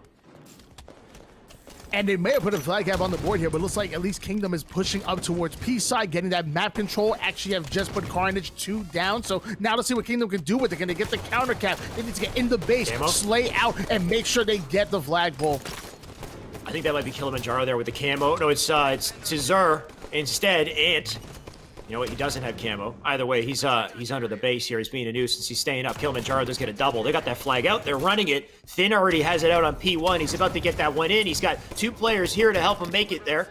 El Halo Elite needs to stay up here. You can see the flank coming in through bottom base. I like the decision to turn around, get the kill. More pressure coming in through the door. They should be able to plant it in, and they do. And that's a 1-1 on the board here, and a couple more slays for their efforts as they break out a blue base to reset it. And that's one reason why I love Kingdom so much. You know, they're so young, they're so hungry, but they also make veteran plays like you saw El Halo Elite do right there. Having the patience to be able to turn around and shoot instead of getting trigger happy and diving and possibly just giving up another death. He stays alive, gets the shots in with the Flagnum, makes plays, then trying to do the same. Almost able to get Gambino, but he gets the double kill. And now we're see Carnage go on the offensive. Would have been dirty by Thin, but it didn't work out. El Halo Elite tries his hand. He goes down. That's a trade. Flag out, and it went into the window and into the pedestal. Nice little alley-oop there. We didn't get to catch it, but damn, we got to capture the point. That's for sure. 2-1 on the board here as Red holds it down. But look at the counter. Quick counter coming out as they look to run it through pig side. Now to that flag on the move, but they have 3 players up to play the defense here. I think that flag is going to end up being capped. Johan doing everything possible to put shots down. Not going to matter, though. And able to get the trade. It's a 2-1 lead in favor of Kingdom right now. And here, oh my gosh, hold on. That's it. The fumble. Wait, he's getting re here. Camo's up. Bit of a double limit here. He's got to get that flag in. But wait, no, it's not. It's 2-2. What are you talking about? I meant to that's a cap. I'm sorry. I called game. I meant to call a cap. Either way, that's game reset. If anything, it's basically 0-0. This one flag is for it all, though. All the money. That camo, I think, was burned as well in the meantime. So we are hard resetting on this. We'll find out who gets that final flag. Tied up at 2 apiece right now. We're still on board here within 2v2 situation here. El Halo lead neutralizing that, getting the hot 5 on running JM. That's going to be a momentary 3 down, allowing Thin to push up towards his P side. Thin still, okay, he was unseen for a second, but now he's been compromised. Let's get the kill, looking for Guardian as well. Can't get it. Guardian with the big defense here. Kilimanjaro looking to collect it. Tzur gets it instead. Kill does get the 5-shot, though, and he'll take that flag out through the pink door. Whiffs it on the grab, though, and it sits there. It looks like another teammate might have collected it. So it's down on P1. Ant's going to try to punch it in right now. No one in sight to stop him. He'll close it out, spin around, get a nice little 3-2 victory for Kingdom to kick it off. And I called game earlier, but I was just predicting the future. That's what I do. 1-0 lead in favor of Kingdom right now. Carnage playing really well, though. For a lot of time, I kind of felt like Carnage had control for most of the game, but Kingdom getting those scrappy kills, those scrappy flag pulls, and it ended up working out. What are those stats telling you, Alex? That's exactly it. I think the stats will tell the story here. And despite your, assumption that Carnage kind of held it down, as far as slays go, it does look like there's an advantage on Kingdom's side, specifically Kilimanjaro, who went 17-8 with 12 assists. Kilimanjaro went off in that game. I think he might have had a couple camos to help pad the stats, but 65 accuracy. I mean, the man was shooting some serious stars that game, Tony. That he was, and now Johan going to steal that leader. So the host going towards the other side of things. We're going to see what Johan, Gambito, Guardian, and Running Jam can do on a closer server. Sometimes that's what it's all about. You play game 1, you end up dropping game 1, and now you get a little bit of a better feel for it. I know when you play, I watch your stream, your connection always looking good, and when you look good, you play good. Sure. When the connection's good, I play well. My connection is not always good. I don't know. I play Halo 5, Tony. Last I checked, it's Halo 5. Either way, like you said, the host switching sides, this is pretty important, pretty helpful for Carnage here, and it gives them a shot to come back in a best-of-3 series. They got to make it happen here, so it's got to happen on Slayer, on the rig, as they fight over that snipe, that camo, that shoddy. Let's see what they can do, what they can put together, because we know these players are very hot. They typically do well, especially some of them being off that Chosen Legacy squad, which we know is one of our better teams in this tournament. So expecting big things here. It's got to start with that opening strat. It definitely is, and I would say, it's usually the team that gets that opening strat towards the camouflage that ends up just having that early control. You put the team 3 or 4 down, know exactly where they're spawning, then you can put that pressure on them and make them uncomfortable. We're gonna find out if Running Jam and friends can do it. Easier said than done, right? Yeah, all gonna start with one clean strat. So let's see what Gambino's got. He's got nades into the door to start, and they will dive down to get that camo. We'll see if they have it. Gambino gets melted from 2 sides, though. Camo's going to be a bit of a fight to collect it. Not sure who's got it at this point. I know who's got the sniper, though. Kill's got it. He's got a headshot as well. He's got 5 shots to work with here. I think that camo might have been deleted, along with 3 players, make it 4 of the red team as 4 go down. Kill's locking it down here. He's already on engine. He's got a nice anchor position to get the spawners. I mean, well, Alice, we said there had to be a big push and a big start for one of the teams in order to take control. We were saying Carnage needed to do it, but instead Kingdom opening up with a 4-0 lead. Luckily, Carnage coming back and trying to claw their way back into it until Kilimanjaro puts the snipe down. Then gonna take out Guardian. Gambino falling. The plays are being made. Kilimanjaro hit 65 accuracy in game 1. He's like, you know what? I got the snipe, all right? Let me handle it. Nobody else can have it, all right? He's got 1 shot left in the chamber. He'll look to rotate out. Can he hit the no-scope, though? Oh, he does get it, of course. Guardian flies into the death screen. Good play to him. And he'll stay up here. 10-5 on the board. Still on board here with Kilimanjaro, putting some good shots down on Johan and getting the killing spree. Running Jam gonna go back at him. Good for him. Guardian putting some good shots down. Gonna take out Thin. So does Gambino. Back and forward action. No team wants to give an inch, let alone a mile. Opportunity for a bit of a comeback here for red team as well. You can see that starting to happen. A 3-kill game. Make it 2 now. Guardian flies looking for somebody to challenge. Thin gonna be the man. And he does get the kill. Big play out of Guardian. Still staying up here. I love the live from him. He'll make it back into bunker. Just a 1-kill game as he rotates back out to tower. They have inside map controlled here. If they hold this down, they could collect that camo. And that camouflage was all about, and it's coming up very soon here. Notice how Guardian goes right back over to Tower 2 to watch over the camouflage. Looking good for Carnage. If they can stay on this side of the map here, they're going to steal it away. Guardian, he's going to opt to push up, though. Oh, he gets right into the hallways and gets backsmacked for it. Running gets a kill, though. Running. Beautiful shots coming in. He's got a double dilemma, though. He's quickly melted. That camo, it has been up, I believe. I'm not sure who has it. Might have been burned, if anything. I don't see it on the body. Actually, you know what? Kilimanjaro, of all people to have it. Kilimanjaro's got it. He's on back engine right now. And he's flanking already. We got to find this man. He's already got a kill on a Guardian. That he does. We're going to stay on board here with Ant, who's actually going to get taken out by Johan. Now we're going to move over to Thin, who was holding down his 2-kill lead, doing a great job. It's Thin. And we're going to find out, Kilimanjaro's making flanks and one on the other side of things. And Thin trying to traverse the map here, going after the sniper rifle. Here comes the collapse from Kingdom. 2 down goes Carnage. Going to be about to be 3 after Thin gets the flanking. Great job by Kingdom. Good stuff from Thin right there to at least get the kill. The trade, the shot he goes down is now picked up. By the way, I had my eye on Kilimanjaro. He did get killed. He was weaving his way through 3 different players in the back of engine, Tony. It was wild. But he did eventually get deleted. It's still a very even game here. Just 2, making 3 kills. Separating these teams. Back and forth this game goes here. Still over 30 seconds for a new Cambo. Gambino trying to live, but he's out of dodge. Or he's out of the screen at least here. 25-23 on the board here. New spawners coming up through outside, but Yoan has the snipe, and he's looking to line it up. And I love watching players with the sniper rifle, especially ones that are deadly accurate, like my man Johan sneaking right up behind Ad. Not gonna happen. Whiffing the no-scope. That looked so good on my screen. That should have been a body shot switching to a pistol with a headshot, but it just barely missed. Unfortunately, you whiff and you get 5. So that snipe, it sits on the bottom of nest. Not sure if it was collected. Somebody's going to want to grab it. Running in the meantime, though, he's looking to hold down center map. Player directly below him. Not sure he's aware of it. Nade's coming in, though.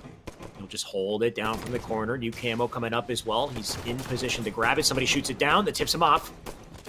Running. He wants to do something here. Gambino doing it all, though. He's already got 2 in the feed. Running, diving in. He gets the trade. This could be big for Red. Maybe an opportunity to get away with their first camo of the game. You know what? Johan has it. And we're on board right now with El Halo, the Puerto Rican assassin holding down these carbine sizes. Yeah, at some point in time, I do want to hop on board with that camouflage. He's behind El Halo. Sure he's right there. He's coming right behind El Halo. There he is. There we go. Hot 5 out of him. Behind enemy lines, makes the ultimate flank, but now he's got to avoid nades here. They're aware of his presence, but they haven't found him yet. Look at this play from Johan. More nades coming in. He continues to hold forward. Getting right up behind them. Look at all. It's just fish in a barrel here, Tony. He doesn't know what to shoot. Gets Kilimanjaro. Zerg is going to back off here. Oh, and I love the positioning. As he sits beside the box, just going to stay up. That is going to be it for Camo, but look at what it's done for his team as they collapse on Tower 1 here. Johan cleans it up. Johan looking for more here. Nice shots from him. Can he jump up to Tower 2? There's the spring jump. You already know it's coming. And he gets out of dodge. 39 on the board here. They're holding down a lead. This is what you need to see at a Carnage. Beautiful kill. That's a spree out of Johan. And Carnage currently fighting for tournament life right now and playing it as Johan and run a little 1-2 combo, taking out that player. They're 7 kills away from taking this game and forcing a game number 3. They definitely popped off with that last play. That gave him a pretty comfortable lead here. Just looking to continue it. Johan's still making big plays. Gonna hold on to back catwalk. He does go down, but Gambino picks up 1. That's 2 now left to close it. His Guardian hits a hot 5 off a spawn. Good luck to Kilimanjaro. This is only 2 left to close it. I don't see how they make this comeback. That I'm not sure about, but Guardian goes down, and that's going to be 2 down for Carnage. As of right now, Kingdom trying to make a comeback, but the sniper hands of Johan. He gets this no-scope towards Kilimanjaro. Let's switch over towards Guardian. Yeah, you know what? That sniper's going to trade hands to Blue, but you know what? It doesn't matter. Running picks 1 up on the feed in a 50-38 game 2. Nice to have that host switch jump over to right side, but either way, it looks like Carnage, they clutched up. They did exactly what they needed to do, Tony, to give us a game 3 and give us a nice, closely contested series. Speaking of clutching up and who made plays, we saw Johan go off with that camo. Johan went 16-8 on the board with 9 assists, so man was the star of the show today.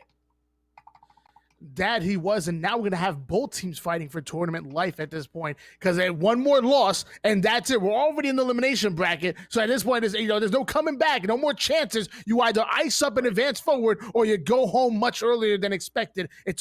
Losers round 6 is good for most teams, but both of these 2 squads, they want to make it far. They want to make it all the way to the losers finals. Let's find out who can do it. I like it, Tony. Ice up, or you go home. That's exactly it. Empire Strongholds is our map game type combo. This is going to be pretty spicy for sure. We know it's a very small map, very close quarters, pretty easy to lock down once you get that momentum string going. So we could see a hell of a snowball effect here. We could also see a crazy comeback. Of course, we have the OS. We got the combo, or the camo and the combo to fight for. A lot of goodies here. And controlling those is going to swing the game in a massive way. So we'll see what these teams can do to collect and control them.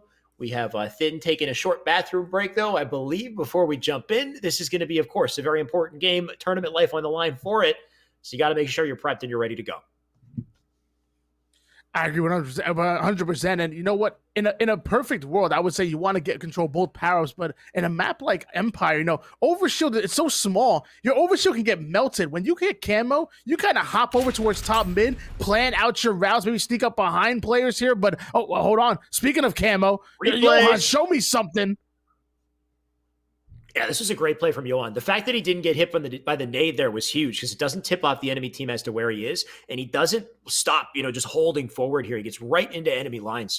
So disruptive from him. Then he has the dilemma of deciding who to shoot here, right? So good job just isolating Kilimanjaro, taking him out. Notice how Ant doesn't even react, right? Ant probably should have turned around. There should have been some form of communication there for them to know that the camo player was in cuts.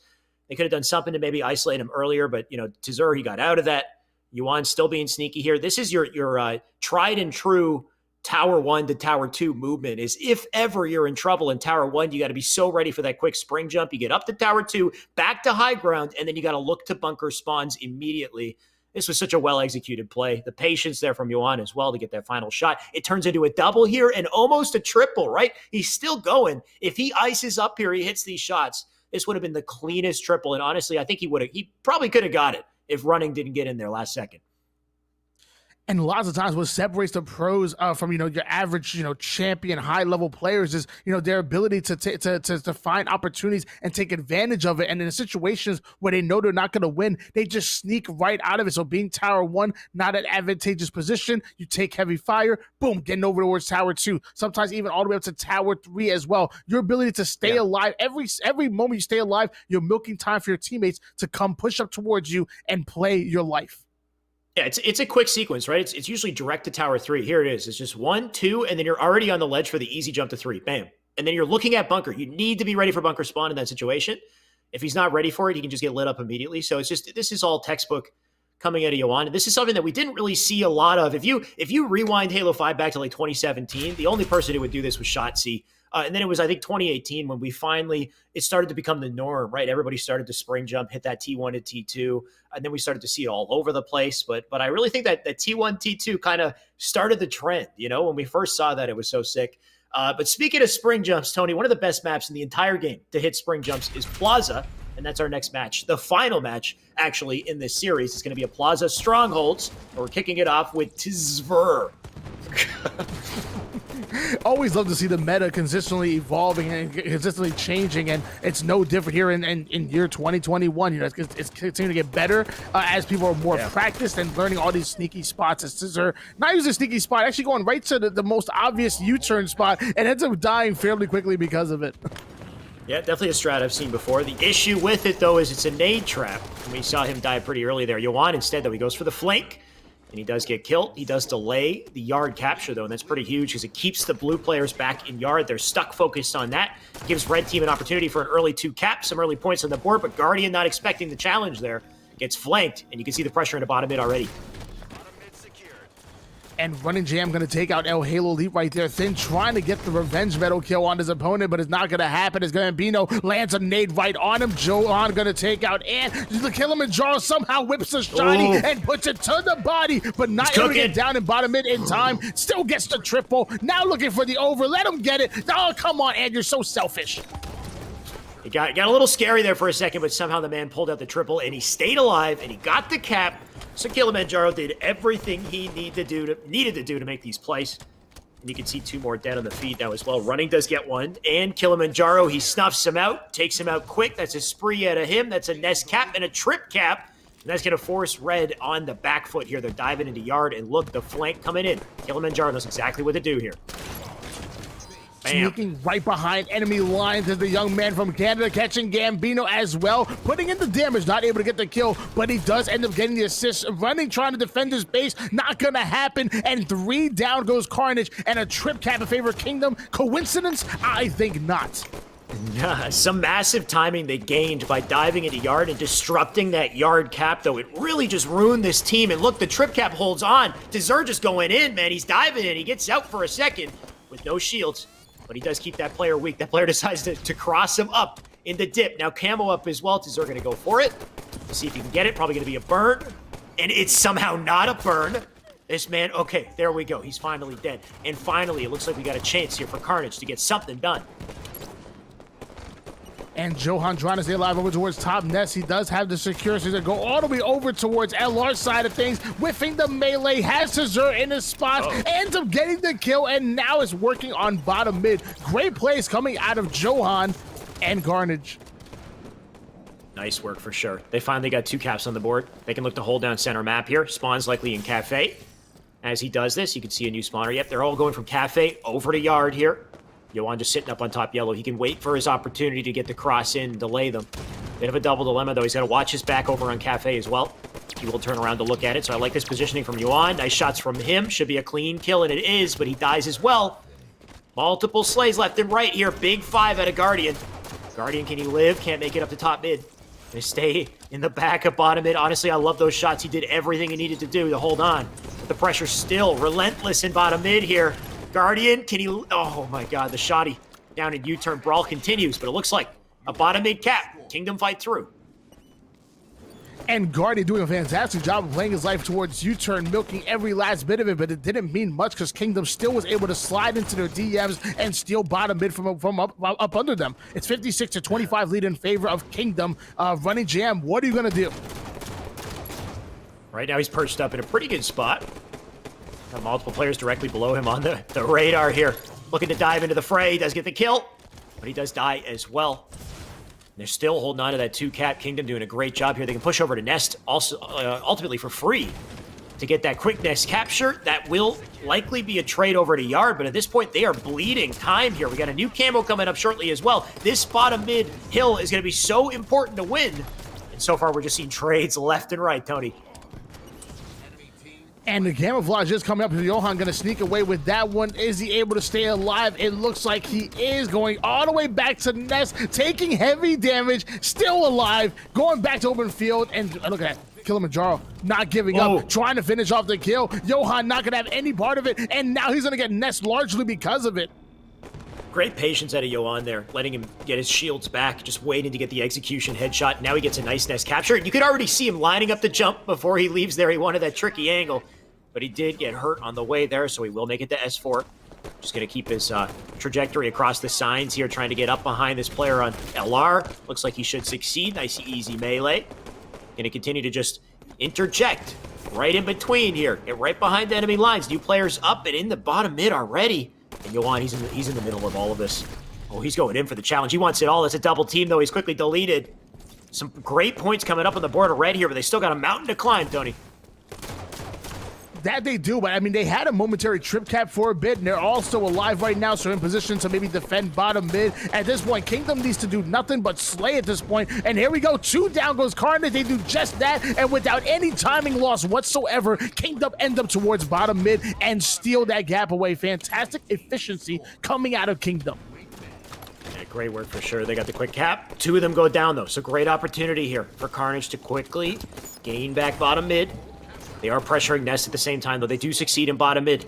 Players just diving in to get it back. Look at the quick counter coming in, but 2 dead on the feed. This is huge. Carnage going to continue to look for more blood here. That player up on top mid, El Halo Elite, he's quickly dealt with. New spawners up in Yard as well. They're trying to get up to top yellow, but look at Guardian in a sneaky position. 2-shot beatdown. There you go. Nice and easy.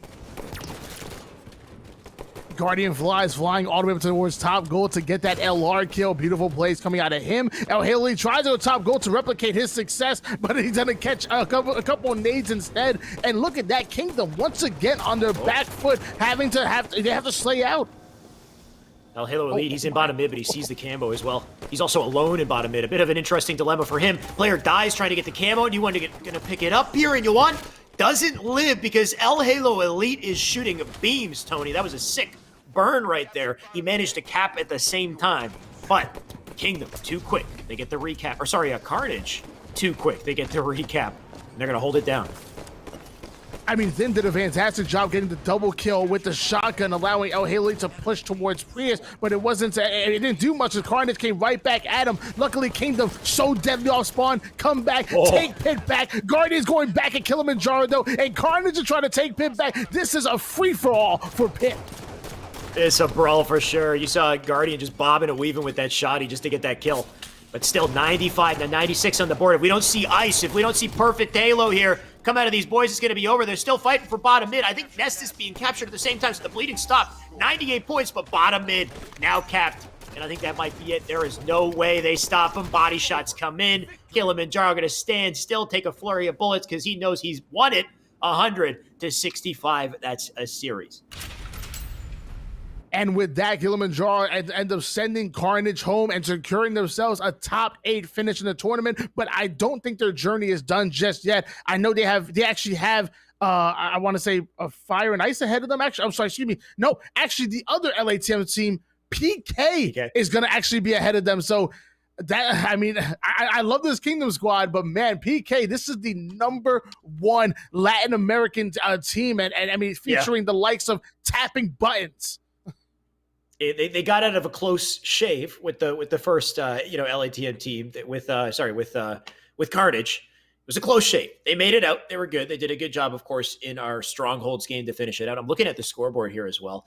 And Thin, you know what? Honestly, everyone popping off. 15, 14, 15, 14 in the slice. Everyone relatively even on the scoreline, even in the deaths, even in the damage department and the assists. Honestly, this whole game, just everybody hitting the same kills, same assists, same deaths. But all looking good, right? All good enough to get them a nice W. But can they carry that over? And like you said, take out a team like PK, which is typically even stronger, even sweatier when it comes to this top level Halo? I guess we'll just have to find out. Likely going to find out after our break. So stay tuned. We'll be right back with more Esports Arena or Losers Bracket after the break.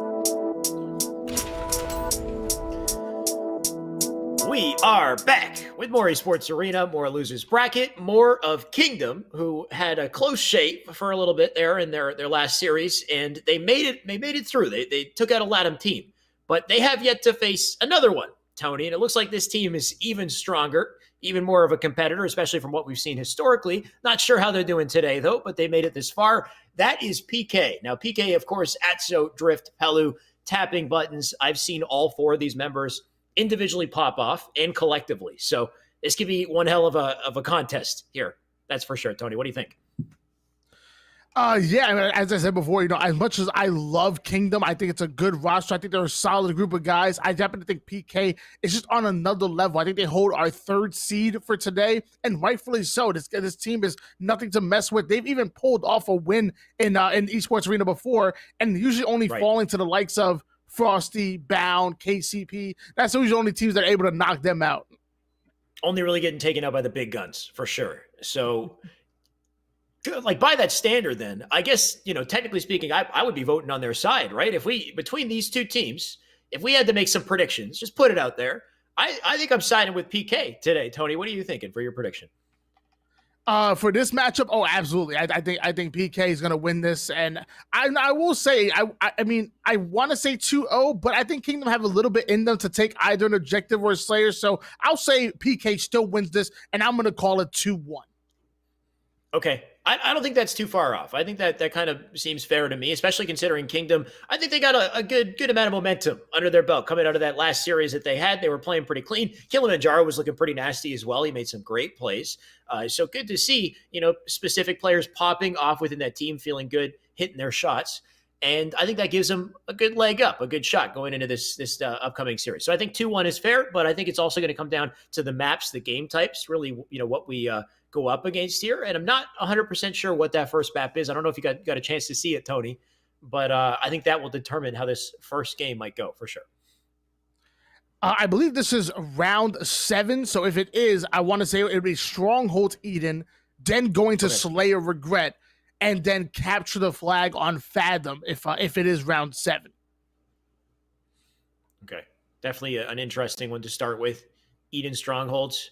I think both teams should be and I know PK is comfortable here. I think really is that Kingdom is a bit of a question mark to me. All these players are relatively good. We've seen them play well. I don't see them play together very often. I also don't see them get this far that often, I think, as well, Tony. So they're kind of our wild card here today. And it really is going to be a bit of a treat and a bit intriguing to see what they're able to pull off against more coordinated teams. This is a team that we know, like PK, we know they play together on a regular basis. Are they the top team in the LATAM region? Are they number one when it comes to the Pro Series? Do you know? Yes, they win every single one of them. Every one. Okay. Everyone. Okay, so they're dominating in their end. And so that really does tell us that this is a great test for Kingdom to see how they fare against a team that we know is very well coordinated. So, like you said, Eden Strongholds has started, getting the lobby reformed here, and we'll be in there shortly. Got to get you in here. Oh, you're in here, Tony. You're good to go.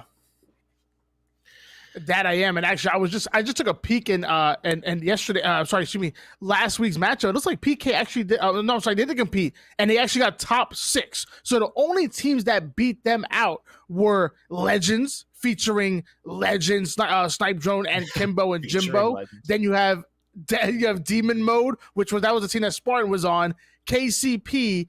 And Yoch, which was the team that Frosty and Bound were on. So those are the only teams that were able to end up knocking PK out. Which again, I mean, that you're in good company.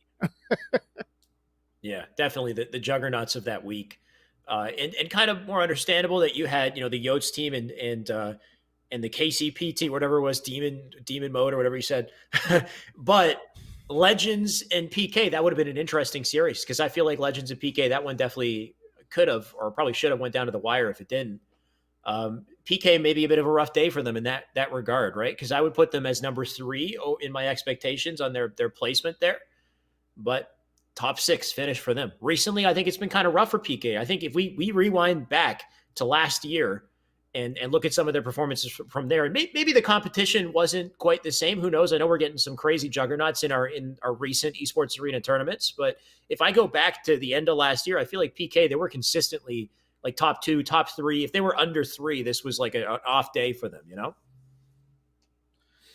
I mean, yeah, and I'm gonna agree with you. I'm gonna say that the level of competition has definitely elevated. Where we're seeing the likes of Bound joining joining a team. That's three-fourths of the squad of the old Splice roster. We're seeing KCP add Spartan to their lineup. So we're seeing a lot of teams really elevate their game, and even like a lot of the times, a lot of the European players, they never participated in the tournaments before or barely did, and now we're seeing legends Jimbo and Kimbo making squads. So I'm gonna agree with you. I'm gonna agree. That's really interesting though too, is just the relative amount of practice that you're getting in these other regions. It's so different, right? It's not the same as NA, where you've got the top competition in the world that you get to go up against on a regular basis at a relatively consistent connection, right? So the amount of practice these guys are getting, the ability they have to pull away, and then the LAN experience on their backs as well from all the events that they've had throughout the lifetime of Halo 5, which, dude, we're pushing 6 years for Halo 5 now, which is crazy. It's just wild to think that these regions have to continue to kind of play catch up. They have to fight hard to kind of keep up with the amount of training that this NA region gets. But everything might change with Infinite, and I hope it does, Tony. I hope with Infinite we can start to see a little bit more consistency across the board between these teams in their connections. Who knows though? But I just can't wait to see a whole new reinvigorated esports segment or whatever for Halo, esports scene for Halo. And I was actually on a panel with a bunch of European analysts, and that was one of the things that they kind of complained about. They said at least with the LATM guys, they're kind of close to NA servers, so it's not as bad. They'll still actually scrim each other every once in a while, but EU is kind of kept in their own little bubble because nobody's gonna scrim an EU squad because of that distance to the servers. So they're kind of saying, they kind of said if they to scrim against NA teams once in a while and it'd be a fair connection, maybe they'd be able to elevate their game. We'll see come Infinite time. Maybe that'll be a solvable situation.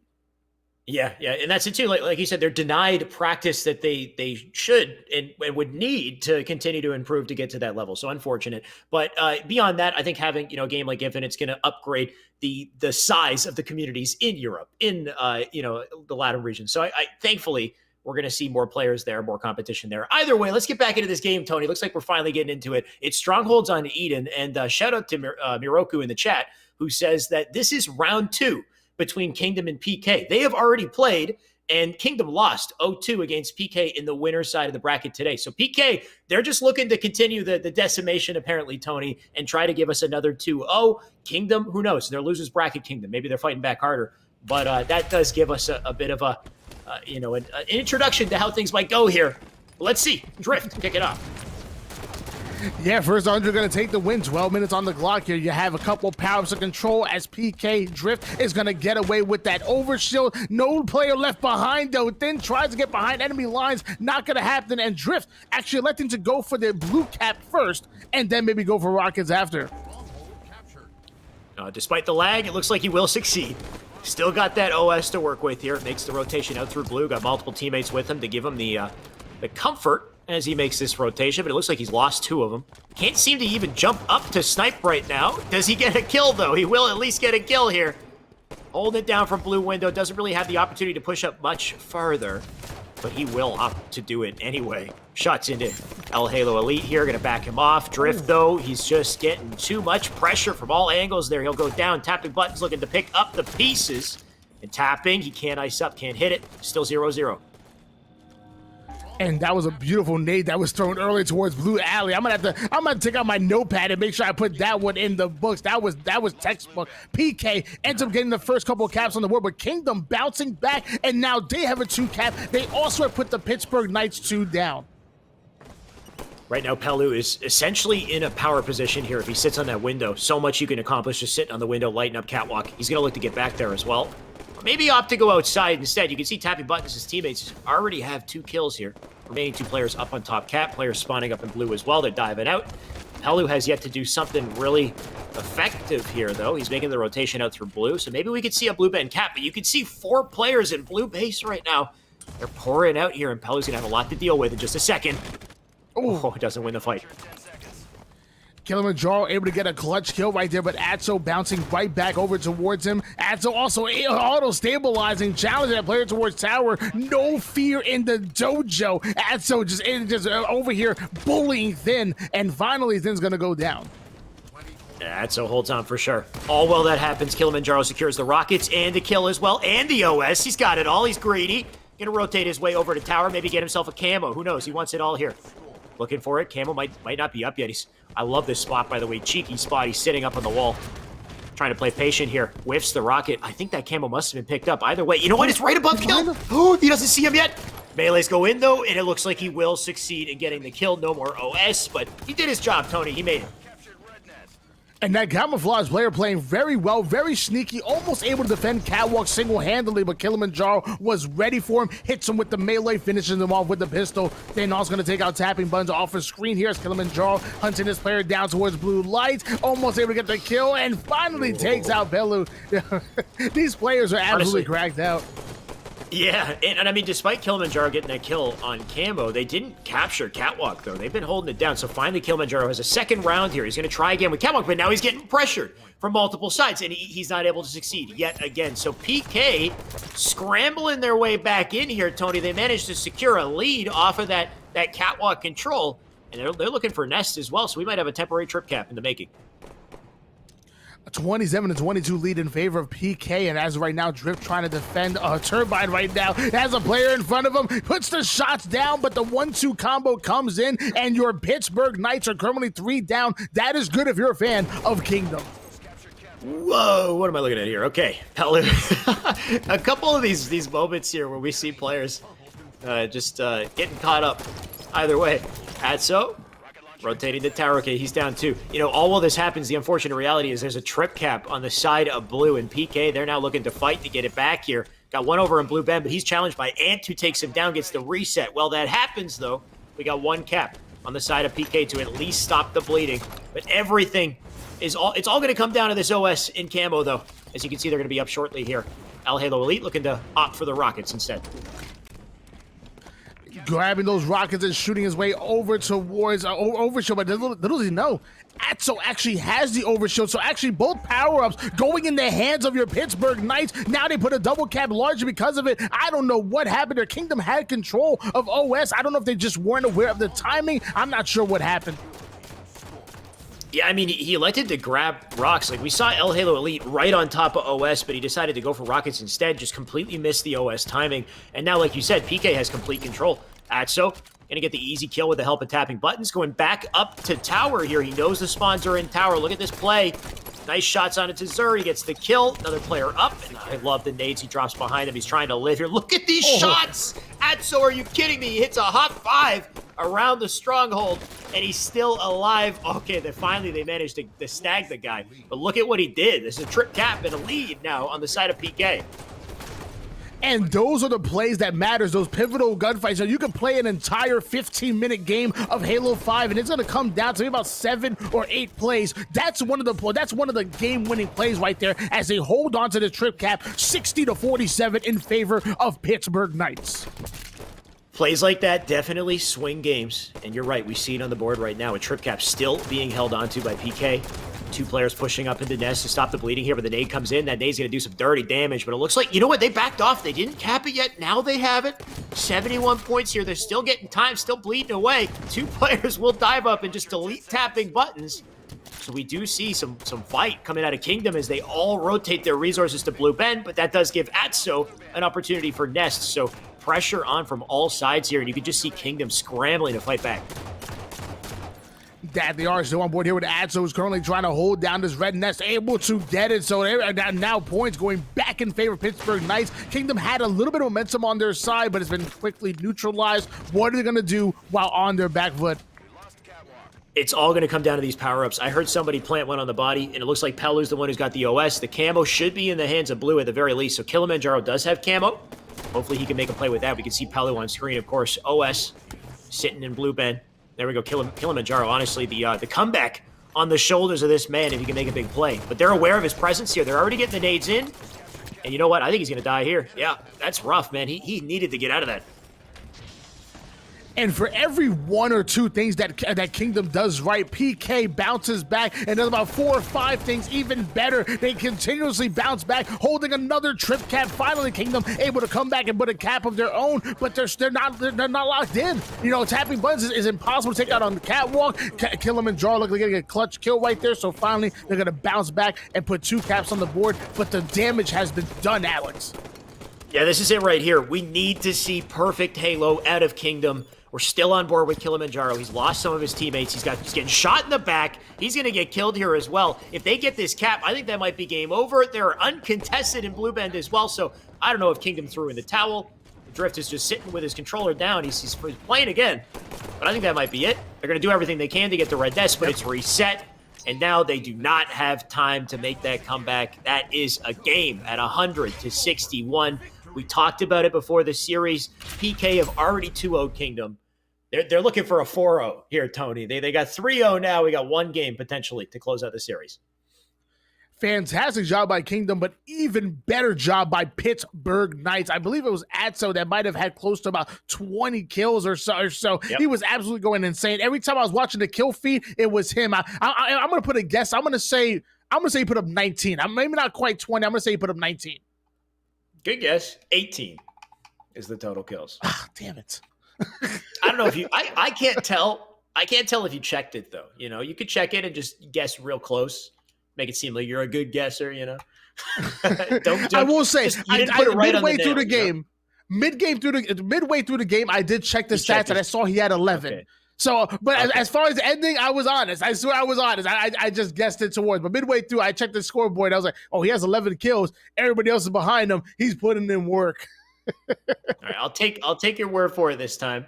Let's get you over to Observer. We got another game to jump into, Tony. We got a Regret Slayer coming up here. And you know what? It's a good thing that Atso got 18 kills. You know, 18, 19, 20, all of them are going to be so beneficial in Slayer here. So let's see what they can do. It's all going to come down to that OS starting strat. They're going to be flying out for it, or at the very least, you got the caster, you've got the combo. A lot of ways to neutralize the OS if you can't collect it. So let's see how they split their resources and see if Kingdom has anything left in the tank here, if they can avoid this potential 4-0, I guess, overall today. And with the likes of having, you know, Kilimanjaro on your team, El Halo lead, and newly brought in Finn and Ant, I will say this squad is kind of built to play Slayer. So I would not be surprised if Kingdom, you know, really, you know, have with their backs against the wall, put a point on the series board. But I mean, PK, they only lose to the tippy top of teams. Kingdom got to play at the tippy top of their gameplay today if they want any chance, I think, Tony. So let's see. You know what? They might have got the OS. Just, you know what? I think they might have burned it, to be honest. It's been burned. That's a 3-3 to start the game. Not too shabby, but not a lead, not a momentum string for either team here. Absolutely not. I'm on board here with Atso, who climbs right up towards top mid, hops on the arch, but has pressure coming from his right side. Ooh. Not going to matter because he drops the blueberry, say, hold this, Ant. Hold this for a second. More like, watch your feet. To like bounce off the ground, hit the man in the toe. And, you know, he succumbed to short death afterwards. Either way, Palu on screen here. 2 kill, making 3 kill advantage on the side of Kingdom as they are looking to get their first win on the board. Wow. And the pressure's definitely on here. Look at the quick string of kills here. El Halo Elite, he's got 1. He's made his way back up. And they know it's a blue side spawn as well. The collapse coming in. Only 2 players spawned here, so they've split. 1 player trapped out back blue, and honestly, you know what? They missed the entire... That's the beauty of spawning in the base. If you keep your presence low, a player like El Halo Elite might just fly right by and let you get those shots in the back. Looks like they managed to get the kills anyway, though, as I say it.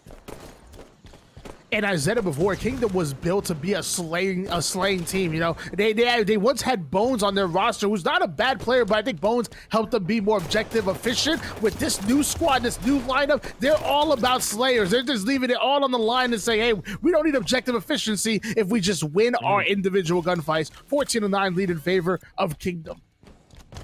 Really all it comes down to in the end of the day, who shoots better? Who can win the 1v1? Tapping, here's a 1v1 for you. Can he take it? Oh, not a trade. Not a trade for him, a trade for his teammate at the very least. 15-11, Atso. I like the use of the cover here. Notice how he backs away just to make sure he's away from that barrel, which is such a popular location to blow up. And he lives long enough to almost get the kill as well, but 2 guns, better than 1, that's for sure. 16-13 on the board here, and Zer looking to get another. Oh! And I'm actually, I don't know. Did you see that? So I looked over my right-hand side. Okay, so yeah, I think he just teammated his teammate and allowed Atso to grab overshield. Yeah, so the OS in the hands of Atso, but Drift just got ninja to oblivion and beyond. Like the craziest. I wish we got to see that ninja. But I got to see it and I freaked out. Either way, Drift's dead. Atso's up. He's got an OS and looking to take the lead here because they've been down all game. Well, you know what? That player might have gotten ninjaed on PK, but there was kind of a big blunder that we actually saw on screen where, my gosh, beautiful stick coming out of Atso across the map, where the Thin kind of got naded by his teammate right there, and that kind of allowed Atso to sneak in there and grab the overshield. 23-19 lead in favor of PK, and Atso still has a sliver of that overshield left. I mean, we're here talking about nades for OS, but Atso just hit a crazy stick into blue there. I don't know how that one connected, but he made it work. And all for a 3-kill advantage here. PK, they pulled away just a little bit. They're holding on here. Kingdom looking to fight Scrappy, get it back. You got a player spawning up in red and in blue here. It's a bit of a double dilemma, but center map control, at least for Kingdom. Oh, no, 3 players in red, though. Dessert can't get any. Trade up on the board here, 2-kill game. And I think, whoever pulls away is really going to come down to that OS, Tony. So we still got 30 seconds to burn here before that crucial point in the match. Great job by Billy to get that initial kill. It was a 4v4 situation. He gets the first kill, and that allows PK to have the confidence to push up towards top mid. Drift taking full advantage of that top mid control, putting down the shots, tapping buttons taken out and off a screen. And here we go, all control in favor of PK. Kingdom needs to hop off a spawn and get them off of top mid. Yeah, look what Drift's doing here. What a nuisance. He'll come right down to the face of Thin, but he has to reload. Man has to reload. He can't get the kill. That's huge from Thin to stay up. You can see multiple players over on Car side here. PK Pelu still holding it down from top map with the OS coming up. I love this flank from PK. He gets crucial shots in. The dive down on top of El Halo Elite, and he's got man's gonna need a full clip here because El Halo Elite being impossible to kill. And it looks like all that work paid off because Drift, he's got the OS, and he's just getting free kills here. That he is, and still has about maybe 30% of that overshield left as he flies over towards top mid, joining his teammates toward that 50% map control. They are well aware that they're spawning over towards blue. Drift takes out Thin. That's the initial kill, and the collapse will be coming in momentarily all over this blue spawn. Here it is. Here's the collapse. Yep. This is the brutal snowball effect that we see in Regret. The moment that you have all 4 up and you get the round of slays, it's happening again. That's 3 dead. It's going to be a red side spawn if they hold down blue. Drift is in a perfect position to block spawns and to get a kill. So, man's accomplishing 2 things at the same time here, Tony. But I think this is a game. I don't know how you come back out of this. 41 and counting. They're stuck on spawn cycles. And PK, they've turned it on. They're not letting up. And that is one thing that PK is so good at doing. They'll hold that top mid position, and they'll hold on to it for dear life until the moment they get that first pick. Then they dive in, get the collapse, and make your blue team uncomfortable. This is the Drift I like to see. The man's looking too clean. He's just bobbing and weaving, getting into every gunfight, doing so much damage. And now this is just, it's irreparable damage. You can't win at this point. 45 and counting. They got a 14-kill string to come back from here, and it's just not happening. Tapping buttons with the deletion for 47 here. It's looking like a 4-0 here, Tony. And we're on board with tapping buttons. He's that entry frag player. He's the player that goes right into the action, puts down as much damage as possible, and you're seeing him do so right now. Drift's gonna clean up that kill right here. There's a player over towards red cards, Kilimanjaro. Good job, Tap Buttons damaging him and forcing him to back down. Just send these boys home. Send them home. They're getting some nice kills here, but there we go. 50-36 to close it out, and it all comes off of that OS pickup and the spawn collapses. Something we see time and time again in Regret is the moment you get around to slays and you lock down one spawn, you know it's going to be in the other base, you collapse and conquer, and it's just, you can't make the comeback if they can hold on to that snowball effect. And that's really the issue, right? Like Kingdom is a great team, full of great players, but PK is a team that practices together, that plays together at a high level on a regular basis. And that's where we really start to see the difference between, like kind of a pickup team of good players and a well-coordinated juggernaut. And here's Drift just going off here. From the moment he picked up the OS, he got 34 kills and a bit of a lead, right, Tony? And then we're just going to see it extend by a massive margin. Yeah, I mean it's perfect overshow work. Getting that kill, clearing out red, and look at it. This is where they jump. Now watch this. They hold, get that first slay on thin. That's the key. They're still holding, and then somebody says, "I'm ready," and Drift says, "Okay, we're gonna fly in." Somebody says, "I'm ready," and everybody collapses. And that's pretty much what happens. Happens comes against the double kill. But they don't say Drift that. finishes off that. Drift's looking nasty. Imagine though. Okay, I'm ready. Let's go. Hey, somebody was behind. I had to use the restroom. Hold on, guys. I'm coming. Everybody hold hands. Hold hands.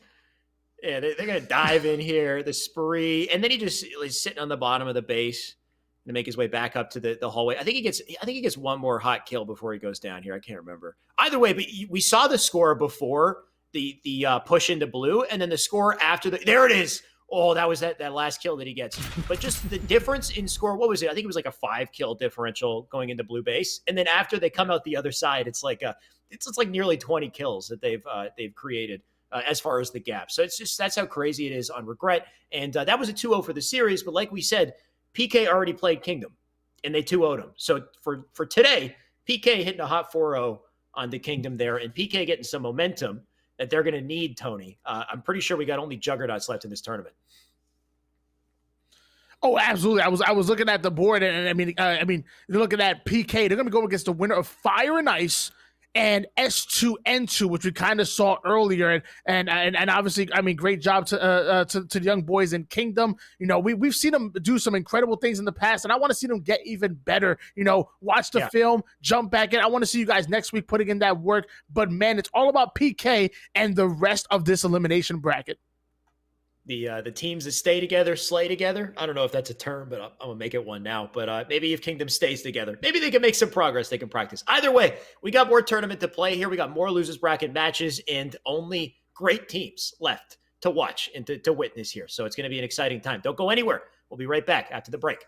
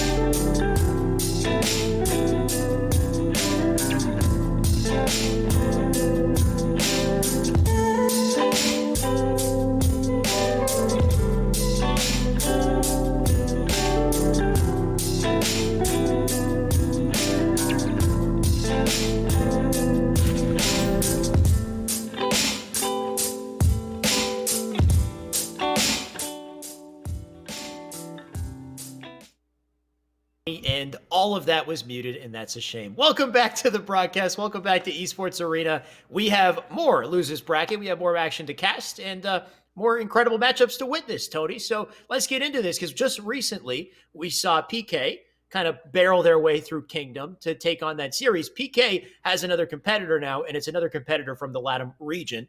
And I didn't catch this team name, but I see him on screen now. It's Fire and Ice. And you know what? This is kind of a legacy battle right here, Tony. We've seen this one time and time again. Yes, the team that's formerly known as Chosen Legacy, which kind of pointed out before. You have Bullet, Shadow, who I've not seen before, Sep Stars, and joining them, I believe, is going to be Magico, aka Vic. So this is going to be this is going to be an amazing matchup. But I will say, I've been keeping track of the LATM region, and I want to say, I mean, these boys at PK, they tend to always take first place in the Pro Series. I'm going to have to say this. I don't think it's going to change. Yeah, and the issue that I'm seeing with this Fire and Ice team is I don't think this is the ultimate combination of Fire and Ice players. I haven't seen Shadow before on this team, and he might be a great player. I don't know how it's going to work out with this squad, where I feel like they're a little more kind of, fit together. There's only one player in this lobby that actually has an FNI tag on his name, and that's Magico, right? So, they're definitely comfortable with each other, but how's this going to work as far as chemistry, especially up against a team like PK who plays together consistently and has that chemistry? It's going to be an uphill battle, I think, for them. But I definitely think they have a shot, and it's all going to come down to Kali CTF to kick off this series, put some momentum behind these teams, see what they can pull off here. And I love me some Kali CTF, Tony. We haven't seen any yet today, so a little bit of a treat here for our game one. I can't wait. I mean, College CTF is arguably one of the most, you have to be so disciplined when taking on a game type like this, because if you're not firing on all cylinders, you're not going to be successful. That's why we're going to end this game and restart the lobby, because clearly not everybody was completely ready here. So you better be ready. You can't half behind this. Yeah, you gotta be ready to fire on all cylinders, like you said. And Sepstars looks like he's jumped out of the lobby, so he'll come back in. My strat is to mash the A button as fast as possible when I start every single game. I don't know if you do that too, mashing sprint to start. No, that's just a me problem. I just always walk. I walk everywhere like it's Halo 3. It's not. No. Well, you shouldn't. Because when you're slow, if you play like a turtle in Halo 5, you won't see success, unfortunately. It's all the crack kids are way too fast. But yeah, I mash that sprint button from spawn and from start. Start makes sense. Off of spawn, little less recommended, right? Because if I'm about to spawn in like the middle of action, I'm just sprinting right away. I should be thinking about what I'm doing. Anyway, this is a me problem. We got a match to watch here in just a second as Sepstar gets back into the lobby. I noticed in the chat, by the way, you guys are getting involved in the giveaway, and I like to see that. Let's have more people do that. We've got a great giveaway today. We've got a Microsoft backpack that's full of Xbox and Esports Arena swag. Some great stuff in there, some goodies. So all you got to do is type !giveaway to get yourself into that giveaway, get yourself a nice little package of stuff to probably rep with the nice summer season coming up, Tony. I don't know about you, but I'm freezing cold here in Canada, and we're finally getting some sunshine. It's finally getting nice out. Anyway. Well, I mean, I'm at the complete opposite end. I'm in Georgia, and it's always beautiful weather. I mean, I grew up in Jersey, so if I don't see snow anytime soon, it'll be too soon. All right, you don't know my struggle, but the struggle that matters is the struggle on screen here, Tony. It's all up to Drift and the boys on PK to kick off our strat. Give us a show here. Let's see what they can do. On board here with Drift, who's sneaking over towards Red Mace, throwing some good nades, has a couple players in his sights, and man, is he so calm and able to kind of dissect it and really break it down, gets the sniper rifle because of it, gets the body shot, takes out Bullet. Very beautiful plays coming out of Drift. Oh, baby, are we hot? Drift, you lives? He got red barred, that cheeky bugger. Somehow managing to stay up, getting red bar here. 4 shots left in the snipe. make work happen here on the blue base. He does get one kill, whiffs the body, still putting damage in, holding down the positioning. Bullet stays up though, and Drift goes down. So good live from Bullet right there, being a nuisance. But as that happens, the flag's been pulled. It's at the window. One rocket in the chamber, plants it at his own feet, and at least it's off the map. Switching gears over towards Sebstars right now is going over toward Red Silver. Put some good shots on Drift. Not able to stay alive though. So Pelu, show me what you got. Oh, yeah, Pelu with a nice little rotation. Gets Bullet for his troubles. We got another player here going to take the place of his teammate there. Pelu going to make quick work of him. There goes Magico. Nades into the snipe ramp as well. He's got Sebstars to challenge. Going to be multiple competitors to go up against it. It looks like he'll get taken down. Drift with the trade as well, and all while this happens, tapping buttons, looking to make his way into blue base. He does get a trade. And tapping buttons, tries to go for the flank, ends up getting the perfect 5, but trades off kills right there. If he would have got that flank off, got the kill, and stayed alive, he definitely able to run that flag. Pelu and team, they're making their way into blue yet again, though. The pressure continuously on from PK here. They've had multiple opportunities to pull flag, and this might be the one that goes through. PK still running it. Got it up on top cat here. Nobody fired. Just, like, finally, he's taking some damage. Only half shields now. Doesn't get the flag, though. Unable to collect it. Teammate picks it up. Should be able to plant it in. So there we go. Relatively clean cap out of PK to bring us to 1-0 on the board. Finally paying off for all the pressure they've been putting on. And still on board with Peligon, who's now going to have to play a little bit of defense here. You have the blue team advancing forward. Shadow getting ninjas, taking out Adso. Pelu trying to come in. We're tied up at 2 apiece as far as lives go, but it's still a 1-0 lead in favor of your Pittsburgh Knights. Tappin just looking to hold it down and play defense. I see a player left on screen here, and it looks like we may have lost a blue team player. In which case, you know what? We've been in this situation before with these teams, and I think they just played it out. I hope they don't play it out here, Tony. We're missing a player, right? Yeah, I think blue team, I believe blue team does not have hosts. I think they simply need to stop moving, signal the red team to end it. There we go. They're not shooting right now. So yeah, before the second flag went in, they stopped shooting even before the pull was going, and it looks like PK is trying to play this off. But I'm gonna PK's say like hardcore playing this. Yeah, Tappin's like running the flag of his life right now. I got it, guys. I got it. Uncontested. Let's go 3-0. Yeah, so something's we're gonna have to figure out what exactly happened here with the disconnection. I would assume that it would be a 1-0 at the very least, because they did get that clean cap in. But after that, things got a little dicey with the connection here. Sebstars, who I believe lagged out before the game started, this happened to him again. So a little bit rough for Sebstars right now. He's gonna get back into the lobby. And as he gets back in here, we're gonna figure out how this is all gonna go down. I'm gonna switch to Observer while I can in the meantime. But we're going to restart from, sorry? Yeah, I would think the 1-0. Okay, yeah, 1-0 PK. That makes sense. So we are going to restart this. It's going to be a 1-0 advantage for PK, which makes sense to me. Based off of what we've seen, Tony, what do you think of this game so far? I mean, so far, PK looking nice. They're looking calm and collected. Even after getting that cap, they were in perfect position to defend their base. They're playing lights out. PK's looking good, yeah. PK's been putting on majority of the pressure in the base as well. I think they had at least 3 separate flag pulls before one finally went in from Pelu there.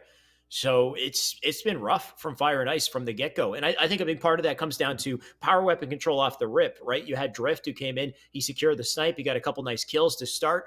And you had the rockets on the map as well. So really, I think who's controlling those weapons to start the game can definitely kick things off as far as pressure goes. But PK seemed to have... It seems to be handedly in their court. I can't seem to find opportunities for blue team to really push through, get into red base, and get a pull that goes past the 50-yard line. So rough so far. Well, luckily they have a bit of a reset, a bit of a breather, and they can shake off the rust and maybe come back in this game better than they did, V1 settings. I like that mindset, Tony. Let's see what they do, because we do have Sebstars back in the lobby. So like we said, it's going to be 1-0 CTF. Going to reset it, get like you said, just an opportunity to kind of reset everything, take a breather. Maybe they downloaded some ideas, some strategies. Who knows? They know Drift is going for Maze. Maybe he'll do it again. I don't know. We'll see. Well, knowing your opponent's strategy is half the battle. Sometimes you can know it all you want, but you can't do anything about it. The firepower comes in too much. I wonder if that's the case. I mean, PK was looking darn good, and they have been for quite some time. They're the number one Latin American team for a reason. PK looking kind of unstoppable.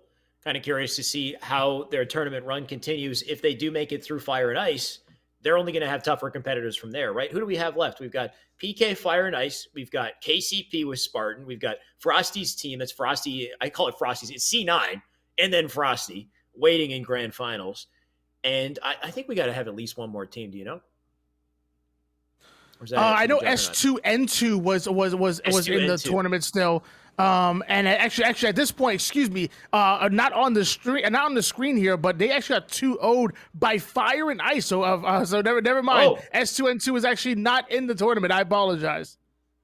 Damn, so that would have been a hell of a series. So Fire and Ice actually coming into this with some serious momentum, because we saw S2N2 and they looked pretty good. They brought Final down to some pretty close games, right? Final had took all the games, but they were relatively close.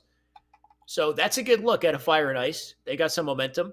They got to carry it through. We got to see more from them coming up in this series here. Still trying to figure out what's going on with the lobby here. We got a couple players over to yellow. Sepstars was in here, and now he's gone again. So we might have to jump out for a quick second, but still getting that sorted. And the moment we do, we'll be jumping into this game. We'll be giving you guys the Halo action. In the meantime, I know we've already said it once. If you missed it by any chance, you can make sure to type !giveaway in the chat. We're still doing our giveaways. We've got a Microsoft backpack. Inside that, you've got swag. You've got merch for Xbox and for Esports Arena in there. So some great goodies for our giveaway, !giveaway. All you got to do to enter that, to be a part of that. And that's all you have to do as a viewer, is just get in that giveaway and wait for us to jump into this game here. Sepstars is back, Tony. I think we're almost ready. There we go. So I'm going to switch to observers here, and man, I'm excited. Sepstars getting into the lobby here, and rightfully so. I mean, this team made it all the way this far. I don't want to see anybody get disqualified, especially after 2-1 a team like S2N2. That's a dominant team. So I'm sure Fire and Ice is probably going into this matchup saying, hey, you know what? We take it one game at a time. Maybe we can pull off the win even against the likes of PK. If the series happens, because at this point, I'm wondering what's going on with Sepstars, Tony. Does this man have a Series X? I had this issue too, right? I've got a Series X, and I am now using an Xbox One X for this tournament. Every time Esports Arena comes on, I switch to One X, because when I'm on Series X, I get kicked out. I'm getting kicked out of lobbies. So I don't know if that's Sepstars' issue. He's in here, though. He's back in here. We're starting the game. We might be able to get. I'm just gonna go through this and hope that we got it. This is it, Tony. I think this is it. We locked it in. And remember, it's a 1-0 on the side of PK coming into this game, so they already have an advantage. Let's hope that we get through here. We got Sepstars bringing his A game. Yeah, you know what? I think we should hop on board with Sepstars to start off the game, because he was having connection issues. I'm kind of interested on how it's feeling. I want to see if it's looking smooth on his end.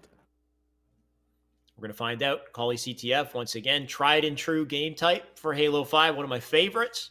Nice and easy to understand. And as we jump in, we get a very quick reset here. Did he lag out again? No. It was Sepstars. Man, this man's having a rough... Wait, what? It says he's in the lobby, but it says he's not in the scoreboard. We're going for... I think he might have got right back in out, again. But then he jumped in, yeah. They're playing tricks on us, Tony. We're going to keep doing this till it happens. We're committed, okay? We're not giving up. We're jumping. We're not giving up, exactly. Callie CTF, round 3. Let's do this. Loading it up once again. Snipe, rockets to fight over. They've had plenty of time to think about this opening strat, so let's hope everyone nails it off the rip here, Tony. And Drift actually, okay, there we go. So Drift is moving. Nope, the blue team is actually not moving again. So it looks like they're calling for another reset. Hey, we're not starting this game until we get it right. Okay, I'm down to keep going as long as the players are charged. They keep doing it. I'm gonna stick with them. Just gonna wait a second to switch over to Observer here. Are you in? You're still in this, Tony. It's Sepstars. Man's having a rough day. He's no longer in the lobby here. And we'll just have to wait to get him back, I guess. Yeah, he's having a little bit of trouble. Yeah, clearly, sometimes the stage just gets a little bit too big, and maybe it's just too big for Stars. He's not ready, Alex. He's like, I can't play for this $1,000 tournament. I can't play against PK. I'm not ready. I'm out of here. He's suffered defeat too many times. PK, they're just running the LATAM region. It's just too much. Can't handle it. Can't even start the game. DQ them. Yeah, I think, you know what? I think at some point, if this continues to happen, then we might unfortunately have to get the DQ in here. But I know they're going to keep trying. They're going to stay committed. For now, we are going to go for a short break until we are guaranteed that we're in this game, and we're going to give you the action. So stay tuned. We're going to get this sorted. We'll be back with more Esports Arena.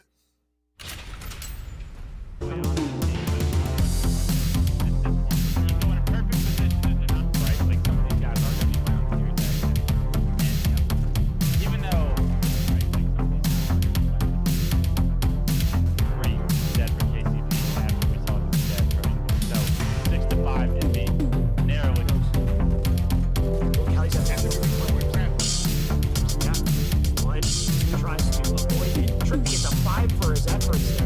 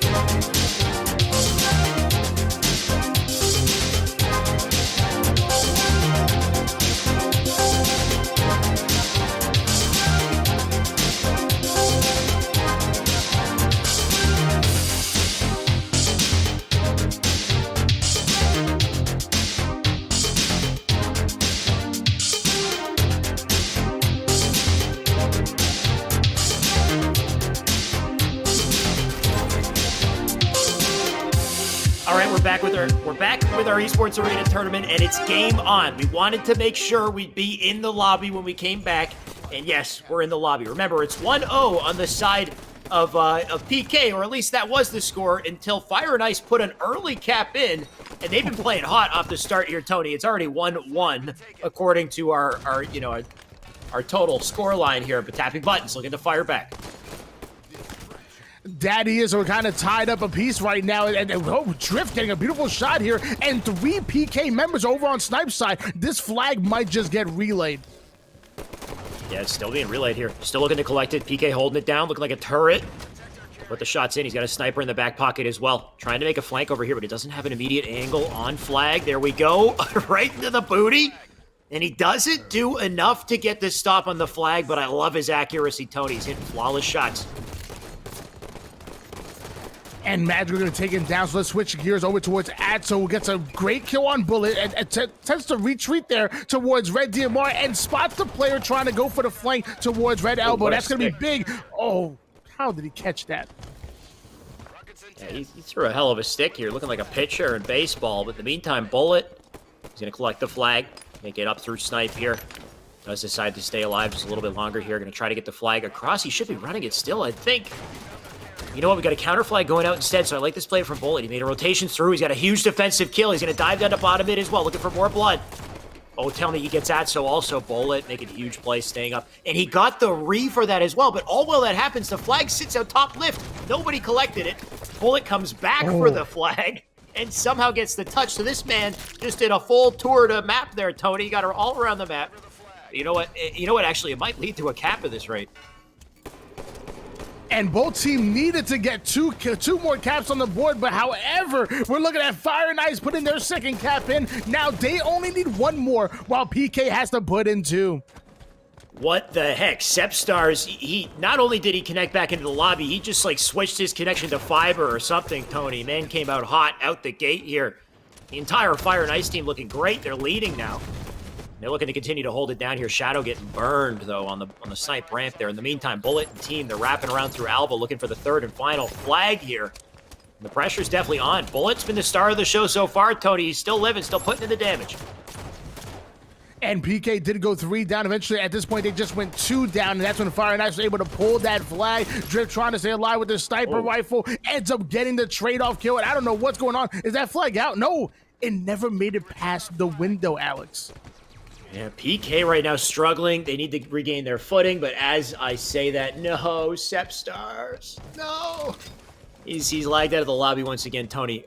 Tapping buttons is flying at the highest speed known to man. I don't know if they're continuing to play it out.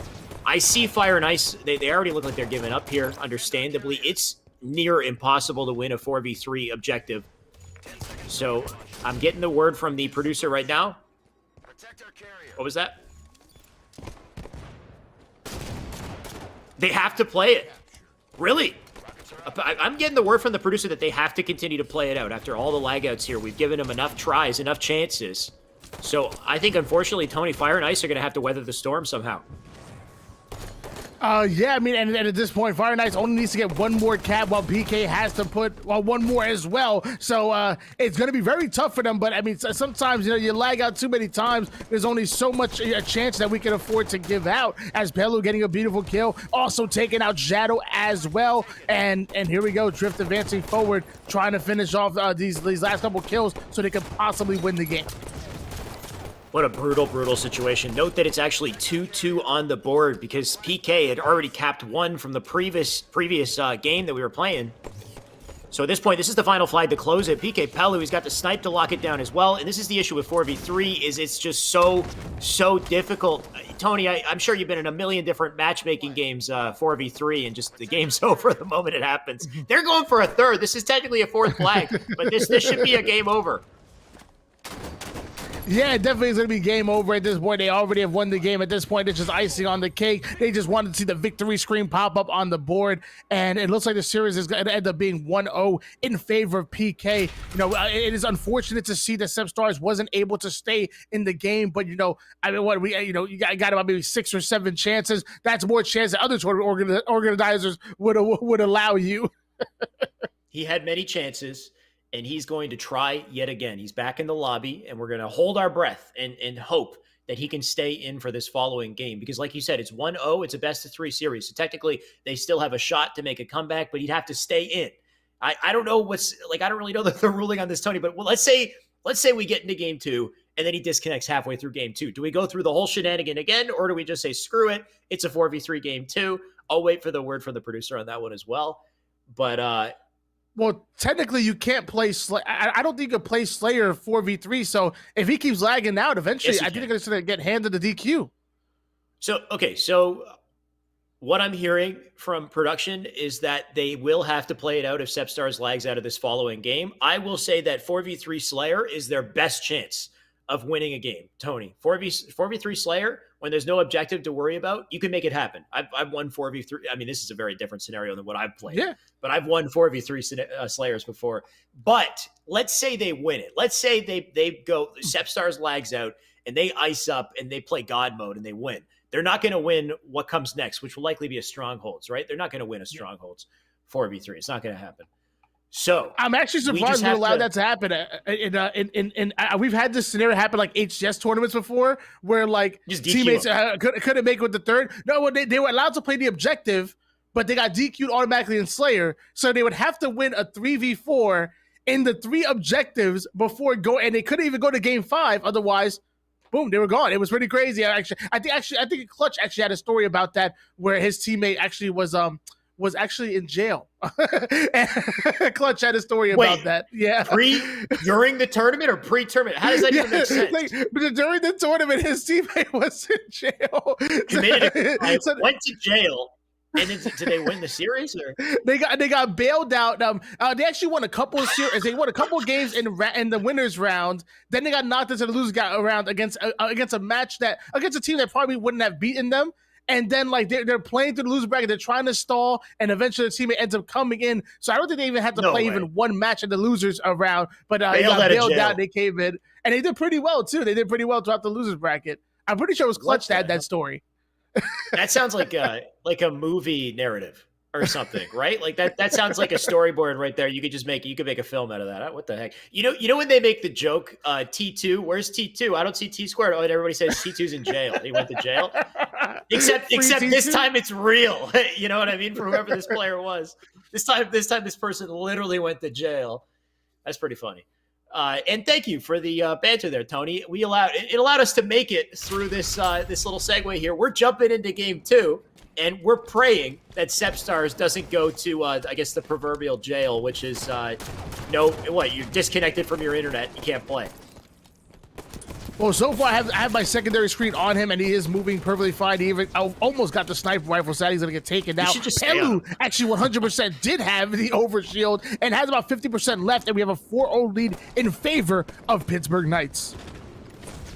Oh, here we go. Pittsburgh Knights, they don't care whether or not you disconnect. They're looking to just, blow down your house like the little piggies that you are here. So Pelu, he's flying up in here, looking for the kill on Tram. And you know what? He doesn't get it. He gets caught and taken out. So I like the ice, the fire coming out of this team to fight back. And switching gears over towards Magico, who's playing from Fire and Ice. They had an unfortunate game number 1, but man, did they look good. I mean, if any team's gonna come back and bounce back from this terrible actions, it might be Fire and Ice, because they were looking good game number 1 as long as Sepstars was in the game. Yeah. I'm kind of curious to stay on board with Sepstars, see how long we can stay with the man, whether or not he stays in, he disconnects. He does get killed there, so we will swap out, but Drift, he's got the snipe, and Drift always puts on a show for me. You know what? He's got no bullets, though, so no show, unfortunately. Drift going to try to do it with the Magnum instead. Nice shots coming out of him, just looking to hold it down. That's Bullet on the other end of that light rifle platform. So Bullet, he's been lasered today, and you see the shots coming into Drift to keep him back. Man's just holding on with no shields. And Drift may not have any bullets in his sniper rifle, but he does have bullets in his pistol, and man, does he look good, putting shots at Sepstars, allowing tapping buttons to come in and clean up that kill, and he's just controlling snipe side. Usually, I would think teams want to spawn trap towards snipe side, but I guess now that overshield should be coming up soon, they want to control this side of the map. Yeah, total domination on the inside of the map here. They're controlling it from all different angles here. Drift with the nice shots to get Sepstars. He's still looking for more here. He just continues to jump out from S4 and back, but you know what? Somebody gets out behind him. ends up being a trade here. So maybe an opportunity for Fire and Ice to press back, get that center map. Good timing to get it as well. We got the OS coming up. The combo in the hands of Bullet, as we can see. Bullet making the rotation out to posters here. They're going to want to overlook that OS, which I believe should have been up. No, it's up now. And it's burned quickly. Shadow, good luck. He tries to get it. Just removed from the spawn screen right there. But Bullet's still putting down the damage here and living. Oh, not for longer, though.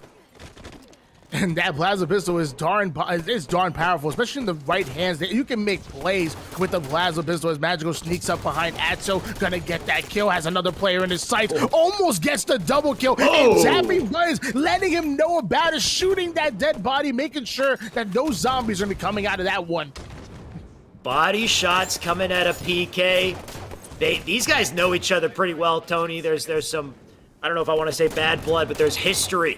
There's definitely some history between these teams, between these players, and we're starting to feel it on the end of those magnums, that's for sure. And we did get a little glimpse of Sepstars there. Unfortunately, tapping buttons just shooting a little better. And we're going to get to see a little bit more of tapping buttons. Look at him hold it down from top yellow. Now one player Bullet. Good luck to him. And I swear, it seems like tapping buttons almost never misses shots, especially as he zoomed in, and as players are end up leaving the lobby here. So. Bullet, you got it. Oh, no, come on, Bullet. Imagine all right, I got this. Fire and Ice, it's okay. You guys can leave the lobby. Bullet's going to hold it down. That's the one thing with Halo, is it 2-1? They forfeited. Okay, yeah, we can see that now. Thank you for the update, production. Rough go for Fire and Ice. What I was going to say is a 1v1, nice close contention. The moment it becomes a 2v1 in Halo, in any Halo game, it's so difficult to win. Make it a 4v1, it's nigh impossible. But I'm looking at the board here, Tony, looking rough, especially at a Sepstars who was 1-6 in that game. Even if he's in the game, it's probably not the ideal experience for the man, I got to say. Yeah, a very sad moment for Fire and Ice. Well, and obviously we'll wish them a better luck. And next week, luckily, Microsoft and Esports Arena are holding these every single week, $1,000 tournaments. So you always have a chance to come back. And now in the losers finals, we have the number 2 and the number 3 seeds going at it. Kansas City Pioneers are going up against Pittsburgh Knights. I hope you guys are ready, because I am. That's a hell of a matchup, one you're going to want to witness. Like you said, unfortunate with what happened to Fire and Ice, but I love that little cadence to close it off here. There's more. There's always going to be more. Esports Arena's here.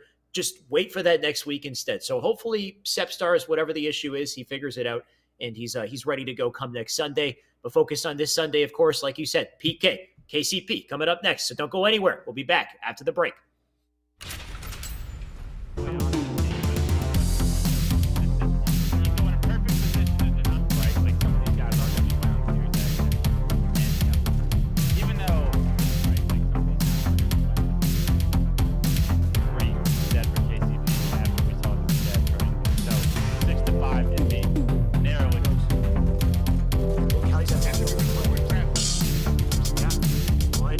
Tries to avoid it. Tripping gets a 5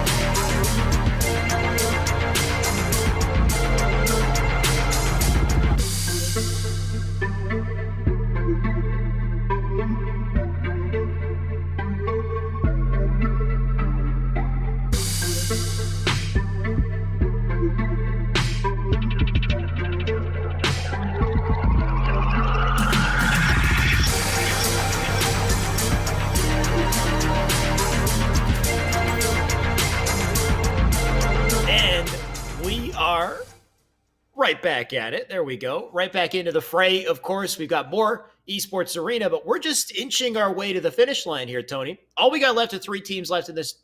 Well, I said left twice, but you get it. 3 teams in this tournament, and it's time for losers finals. We just saw PK make their way through a heartbreaking series, Tony. Not really what we were expecting. Not really what we wanted as viewers, as casters, as anyone in this, competitors as well. But the show has to go on, and PK, I mean, despite the way things were going with Fire and Ice and PK are looking hot today, Tony. PK, they look like they got some serious momentum under their belt. They might have one hell of a chance to continue to blow through here. And this is the true judge, I think, of how well they're playing.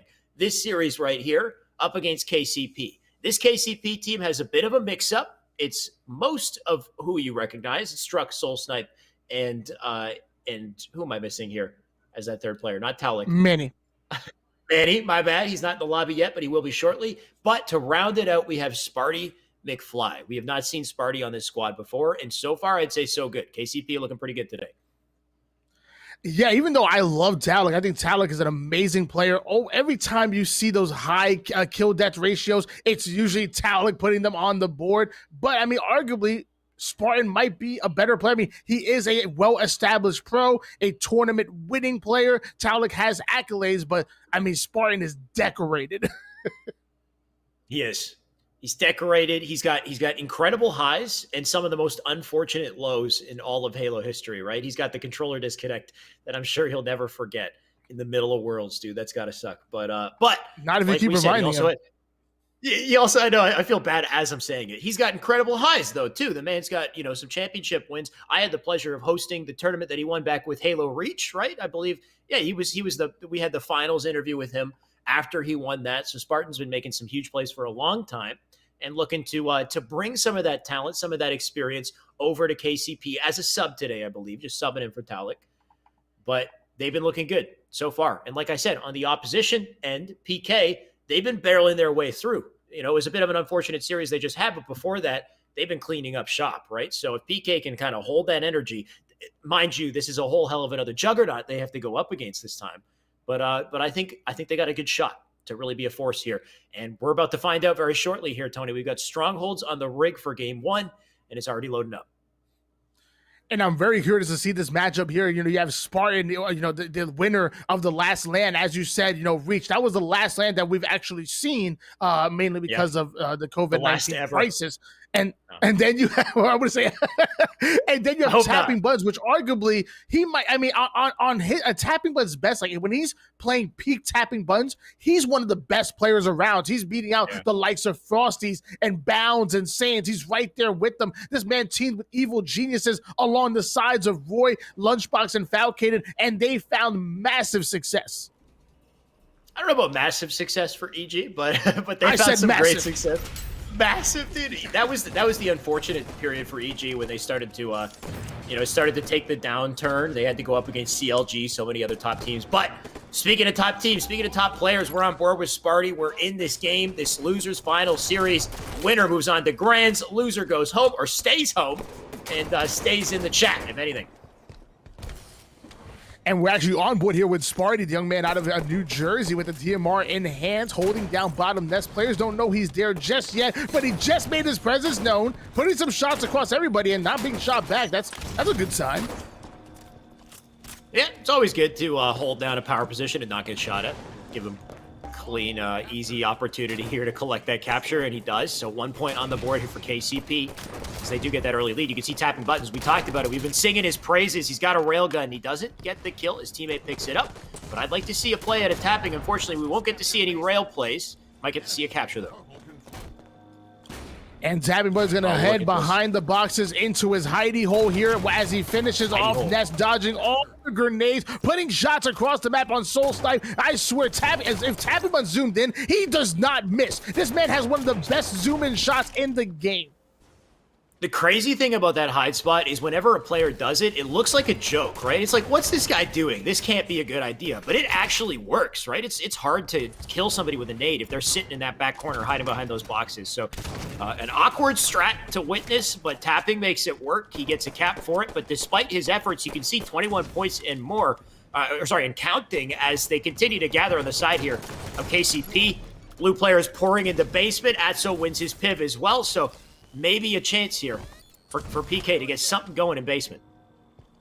We've talked about it before, how KCP is one of the most efficient CTF teams in the business. But yeah, I mean, I promise you, they're daggone good at strongholds too. Any objective they're playing, usually have a little bit of an advantage, 26-4 lead in favor of Kansas City Pioneers, but Pittsburgh Knights trying to claw their way into it. They have the double cap.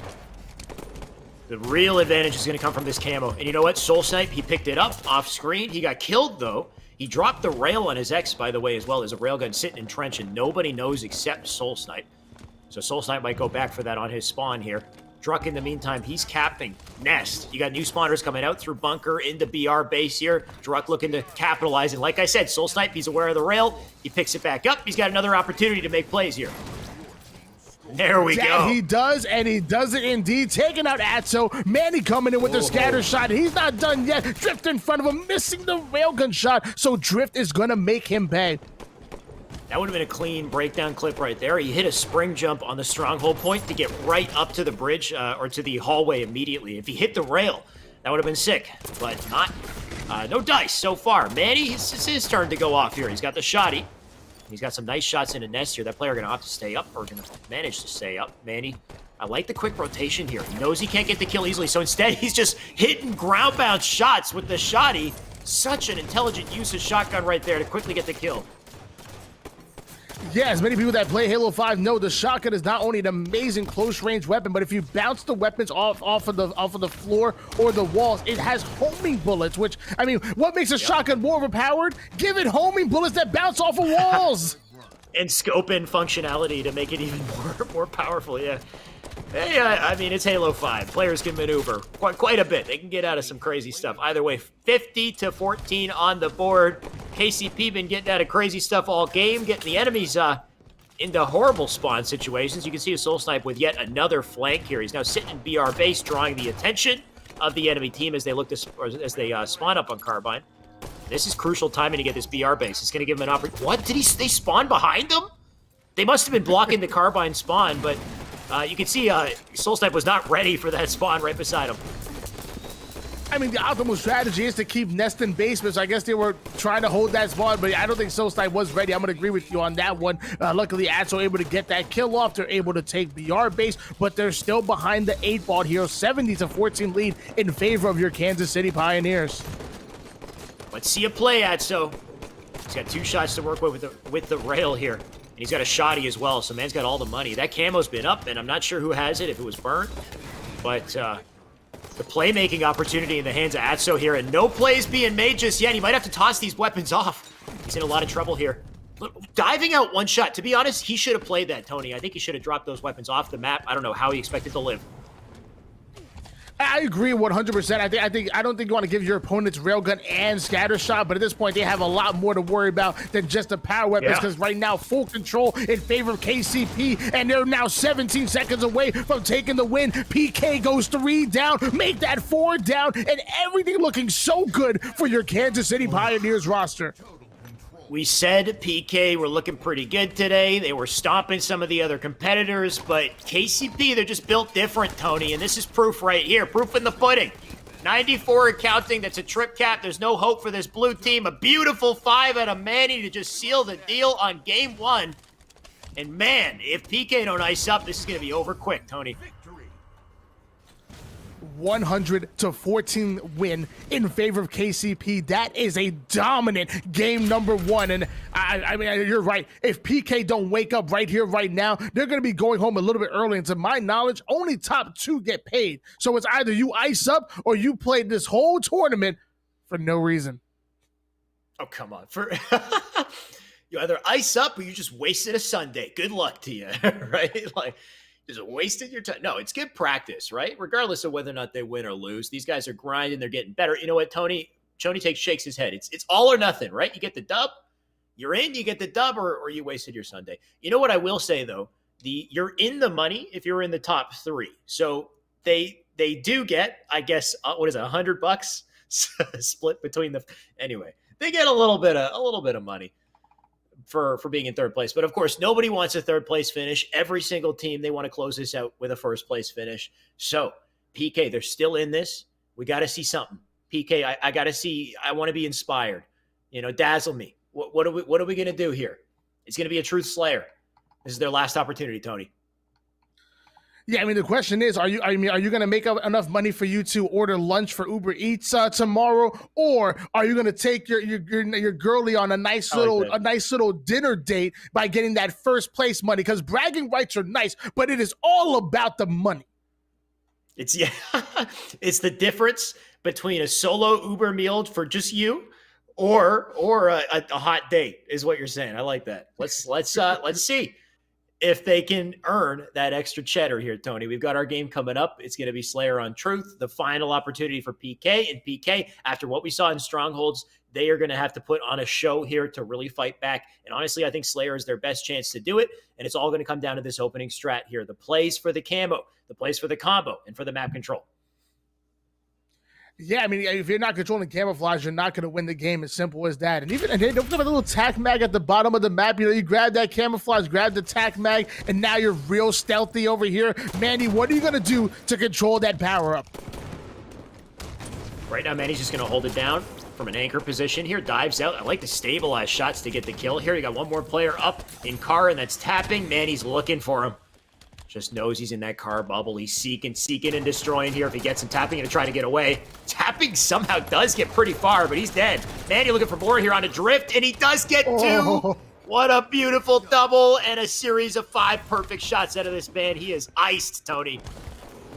And let me tell you, when Manny is hot, it is all over. And I don't know. If he keeps playing like that throughout the rest of the game, they might just win this Slayer. PK, if they have any chance of staying in this tournament, it's going to have to be on the backs of the Slayer, and hopefully they have a bit more firepower than Kansas City Pioneers.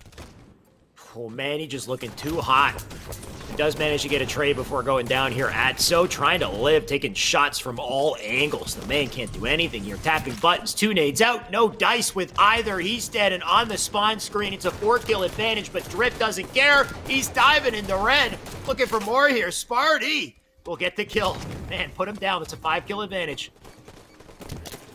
And things are looking pretty good for KCP. I mean, they're trying to end this in 2-0. On board here with Drug, puts a couple of shots, going to stay alive. Tapping buttons off the screen, taking out Soul Snipe. That's good for them. Maybe they can advance forward from car side, maybe get top mid control. And who knows, PK, they're within striking distance. They can come back in this game.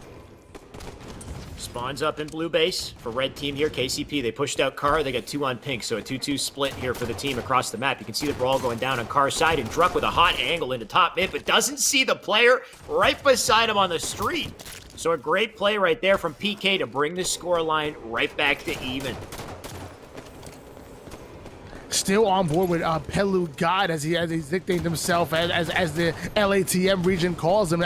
He's actually rotating all the way towards car side here. Camouflage is coming up. Hopefully they have enough resources over towards P side to control that camouflage, because here comes Pelu and Tapping Buds going in for the car side flank. Tapping Buds getting the first couple of shots. Entry frag player taking out Manny. 2 down goes KCP. That's looking good. Traits of a top player: you do not die with without at least pooping out a stick off your death screen, right? You got to get that secondary kill from the grave. You can see these teams, both teams doing a great job of that. Atso dropping down on top of Manny. He dies shortly after. Trades back and forth, looking like the UFC in red base as they brawl for it. And Drift just going to hold it down up on top mid here. And he does have a teammate beside him, but look at this pinch here. Going for the collapse, trying to get in the fray from behind. Looking for Tyler. You can see Sparty trying to get out of dodge here. 2 kills on the feed, though, as PK pull away with a slight advantage. Drift, he's hungry for it. Puts the shots in, trying to live. And he can't stay up, and nobody picks up his kill. Rough situation. Atso and Tapping Buds getting 2 back-to-back kills. KCP actually just momentarily going 3 down. And right now, PK have a 5-kill lead and are looking good. They have the map control. Can they keep it up? Manny with the angles coming in there, trying to get the shots, just can't do it. Pelu still locking it down. We got an advantage for him on the side of PK. 6 kills here. PK Pelu looking to get his way up into the attic. Gets taken out by the nade. Atso. Oh, Atso knows he's got no resources here as he comes up into the base, getting melted by 2. Somehow still alive in the bottom of the base, but not for long. He's quickly snuffed out. But a good distraction, though not enough to let his team get any form of trade here. You can see that the lead is closing here, just down to 2. And Wildwood here with Drift, who's actually sitting bottom card, but at this position, he has angles across everybody on the map, and you're seeing it put some work because PK have just put KCP 3 down once again. They have a 4-kill lead, and Drift trying to make his way towards top mid. He's not done yet. Drift trying to take advantage of that 8-second spawn timer to just get into top mid, but you can see the car spawners, they're up there. They're just pelting him with nades, so he's out of the picture. Soul Snipe back up. Well, look at that movement out of Soul Snipe. He dives forward. He has a momentum jump off the ramp to bottom mid. Now up the top. He gets a nice double for his efforts, too. So clean movement out of Soul Snipe, and he's awarded so much for it. And oh my god, he's not missing, Tony. He hits a 5 cross map. Oh, he's not missing indeed. Soul Snipe jumping up towards P2, putting those good shots in. Sparty McFly going in for the flank. Cell goes down, but Soul Snipe is right on it. Back and forward action. No team wants to give an inch, let alone a mile. Yeah, they're not giving him any opportunity, that's for sure. They've closed the score gap here, just a 1-kill game now.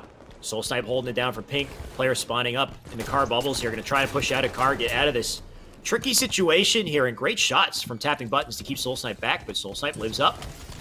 You can see they're doing everything they can to just look all the directions they need to lock it down, but the nades coming in from multiple sides. It's a nice coordinated collapse at a KCP. 2 dead on the spawn. Drift comes up, tries to do something. He gets a trade for his efforts, but ultimately KCP starting to pull away with these plays. That they are. They've now stolen the lead, and rightfully so. They've really bounced back in this, as Atso throws a fantastic day, but his teammates are going to go 2 down, still with 3-kill lead in favor of KCP, and we are now at the 40-kill mark. Sparty McFly looking clean with the moves there. He spring jumps up to the lift here, and he gets right behind the enemy just as it does enough damage to secure the kills here. So 42-39 on the board. Players up in top Pink. Camo coming up shortly here, and I think that will be the game-deciding camo if they don't destroy, each other before that camo comes up. Sparty with the beautiful shots across the map as well, but he will get lasered for dropping into Pink here. Still, a 4-kill advantage on the side of KCP, and maybe a chance for the camo. And Drug Thrust sliding right into their DMs over towards bottom red, able to get the kill on Atso. Soul Snipe gonna finish off tapping buttons. They are 1 squad wipe away, make that 3 kills away from knocking PK out of the tournament. Unfortunate for PK. PK had a great lead halfway through this, but they've lost it all. They've got no more opportunities here. 1 kill left to close it, and I don't see how they don't get it. That's it. 50-40. KCP close it out in the Slayer. PK, they were looking good, but just not good enough, Tony. Not good enough indeed, and sadly, PK going to be going home here. My gosh, fantastic play. I'm looking at the scoreboard real quick, and you have Sparty McFly dropping 17 kills, 6 assists, only dying 8 times. Even Soul Snipe right behind him, 16, 10 assists. That's not bad. Yeah, some smooth moves coming out of both of those players. Soul Snipe, that play, you know what? I don't know if we got the replays on lock, but I love that play from Soul Snipe where he spawns up and he jump thrusts out a bubble, lands on the ramp to get the momentum jump from bottom mid, goes to top mid, gets clean kills across the... I'm basically breaking it down without seeing it.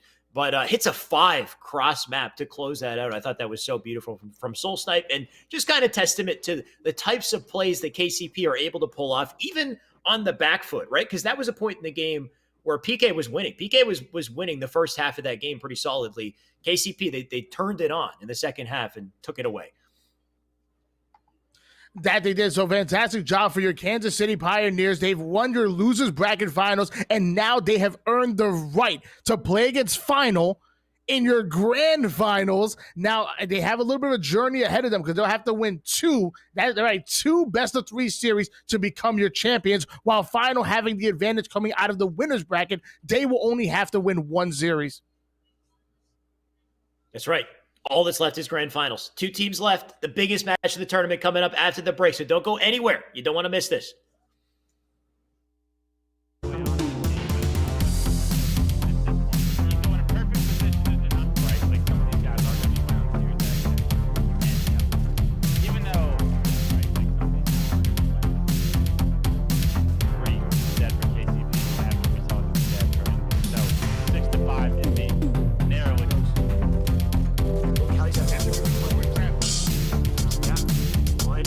Tries to avoid it. Trippy gets a 5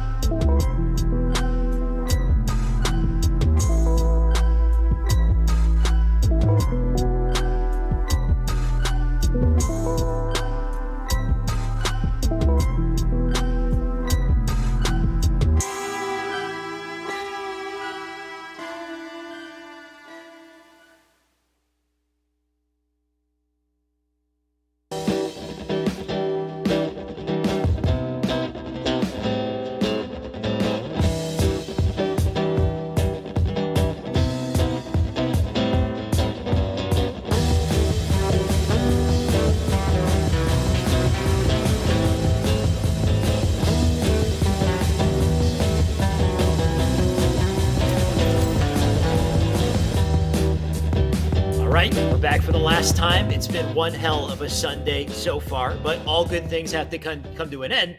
Though fortunately, when it comes to tournaments, the finale is the best part. The finale is the most exciting, and this finale is going to be one hell of a doozy here, Tony. We got two incredible teams to close out our tournament.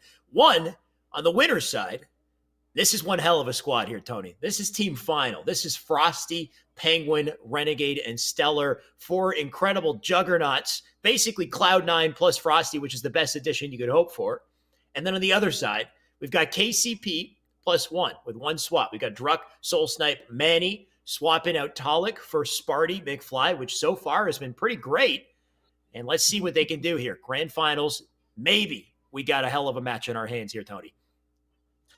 Maybe indeed, and it looks like both of these teams are ready to go. They're waiting for us to go observers, and they're trying to get at each other. Mind you, this 3/4 of this Cloud9 roster just won the 5K HCS Pro Series event, so obviously they were doing their thing. And Frosty has said that him and Eco are two of the smartest players in the game. So swap out Eco, put in Frosty. I think they're just as good. Sounds like a good trade to me. Yeah. Now, when it comes down to predictions, Tony, what are you thinking? Predictions. I as much as I love this KCP roster, I truly do. I think Cloud9 has already had the up on them. Frosty is reigning MVP. I'm going 2-0. I don't even think they're going to win a game, or let alone force a second best of 3 series.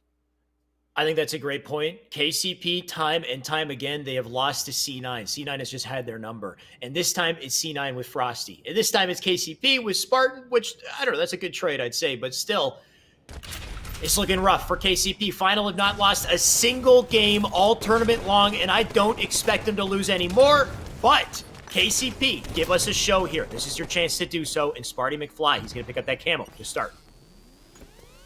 Well, if Sparta can continue to control camouflage throughout the game, they might be able to take game number 1 here, as he gets a big kill on Stellar, largely because of it. Even drops the nade. I'm not sure if he ends up getting that two back-to-back kills. I don't think he got both, but honestly, that was almost incredible. Like, he somehow almost managed to get through both players there. Of course, he was killed. In the meantime, you can see Red doing a great job here. Frosty had the OS. Frosty does get burned, though, shortly after. They will get the red nest for their troubles, though, but still, that's only one cap on the board. Nobody yet to get points just yet. Not just yet. 11 minutes and 10 seconds on the clock here as Manny got to fly over towards Fan. Put some good shots in on both of the players. Not able to get a singular kill, though. He is going to go down, and that's going to allow Final to push over towards blue base. Sparty with the risky challenge there at the blue bend, but he knows his teammate was coming in with the collapse, so actually, I like that timing. Looks like it does work out. They do get the reset on Blue Ben. He'll make his way to Catwalk here. We're getting shot in the back perfectly by Stellar, who fives him right quick there. You got Renegade to take his place here. Renegade does get killed, though. So back and forth these trades go as somebody looks to just grab the Catwalk here. Soul Snipe can't stay there. It's going to get reset. Another opportunity for Red here. Soul Snipe with the nades. The defense coming in. I like the live from him. We'll see how long he can stay up, though, but it's looking like it's going to be a cap here. Looking like it's going to be a cap indeed. He tried to throw some great nades and stayed alive as much as he could in tower. Thought maybe he could push both of those players and come out with the kill. That wasn't going to happen. Sadly, he gets taken out, and we have a 2 cap in favor of your team KCP. Looks like Druck's shooting stars as well. Nice to see. He'll make his rotation out through blue and hopefully get behind an unsuspecting player here. You can see Top Cat has been reset. Druck looking to put some damage in. He's got 2 players just hopping over each other, leapfrogging into the fray there. So he does go down. Now it's up to Manny. And there we go. I was trying to figure out how the heck did KCP have the double cap, even though they were getting slayed out. That just shows how efficient they are when it comes to objective play, but somehow Final end up coming up with the camouflage. They have the overshield. They now have a 2 cap and probably pushing for 3 very soon here. Final are on the move. That's the thing, is like, yeah, sure, KCP might have had 2 captures, but what they didn't have was the OS, the camo, the rockets, literally everything you'd want to have. Frosty had it all here. He's now diving into blue band with no, I'm going to say no hex given once again, dude. I really want to go for it, but one day. Either way. Renegade right now on our screen. He's still got the rocks. That he does. Renegade hopping into blue base, ready for Druck to fly in there. Has the rocket for him. And there we go. Stellar getting a big kill as well. And Spartan goes down as well. And that's going to be 3 down for KCP. Trip cap in favor of Vinyl. When these boys drop, they drop like dominoes on the blue team. Not looking so good for KCP here. And we're seeing the energy that we expect to see out of C9. And Frosty, of course. Renegade still on board with him, though. Trip cap being held onto, and Renegade actually getting taken out by Manny there, so good play. They're trying to get 2 at the same time here, though. But can they get at least 1 capture? 1 player in top catwalk getting burned from multiple angles here. KCP try as they will, but they just can't seem to make it into 1 cap. And Cloud9 is doing an excellent job of just putting down shots and allowing Frosty to come in and clean up all of the kills. He currently has about 15 kills in the game right now, while nobody else is even in double digits. What? Yo, I just had to like double check just to confirm. Yo, he has 14 kills. Holy crap, Frosty. Man's just been like just slaying everything. He's the Doom Slayer. Yeah, I was like, there's no way he's already got 15 kills. There we go. Somebody took him out. He almost got the stick too, which is mind blowing. He threw a just turnaround 180 stick, and narrowly Druck manages to dodge it. But Druck's still going off here. Druck flying, looking for more blood. Got multiple dead players on the feed here. Soul Snipe manages to get the OS for the efforts here. So maybe KCP, maybe they can turn something around here. If they do, it's going to be on the backs of this overshield right here. I believe they even have camouflage as well. They had final momentarily 3 down. Soul Snipe not willing to give them any points right here. Stopping Blue Base single-handedly. Him and Manny now working a little 1-2 combo. And Catwalk is still for grabs. There we go. They finally were able to finish off the cap on Catwalk. Yeah, we got to see some energy out of KCP. I see it in the feed right now. We got multiple slays coming out of KCP here. 16 points on the board, hopefully counting as they look to grab Red Nest as well. He's lost Tyler on the bend, though. Soul Snipe putting shots in. Gonna hold it down from Sneaky. Knows it's a dangerous place to be, so he's moving quick. He's trying to get in and out of these angles here, and Stellar looking to shut him down, and it looks like he will. But that's a trip cap on the side of KCP, though quite temporary. Because Stellar and team, they're looking to get it all back. And Stellar was able to steal away Blue Base, but I mean, momentum's still kind of in favor of KCP. They still have the double cap. They're still putting good points on the board, and now they're ready to defend Catwalk. Can they do it? So far, I don't know. Yeah, looking like Frosty's picking up some nice kills here. Somehow living, too. There we go. Yeah, sometimes it takes 2 guns to make sure Frosty goes down there, so the top Catwalk play will make it happen. Sparty just trying to live as well. And try to get back into Red Nest here. Big play from him if he can cap it, but he's got multiple targets to worry about. There's players flanking him out front base, and there's the angle that comes in, and a Renegade putting in the hot shots. He's got Manny above him as well, and Manny, I don't think he's gonna live here. It's looking rough for KCP. And while all that is going on, Penguin was been working on Catwalk, and he does secure the double cap. 74-35 lead in favor of Final right now, and they're not slowing down. Stellar gets the kill. Renegade still alive, defending tower. What? This is going to be very good if you're a fan of Final, as he's juking everybody in sight. You can't guard him. He's going to cross your ankles up. Yeah, Renegade just looking to break ankles there. I don't know what that play was. Looking like a clown fiesta over in the security there. Either way, Frosty managed to secure OS while that went down. Frosty is now diving across the map for backsmacks. It looks like he succeeded. 4 spawners coming out through tower here. Frosty, he'll get the trade. Good enough. KCP trying to do anything they can to just stop the damn bleeding.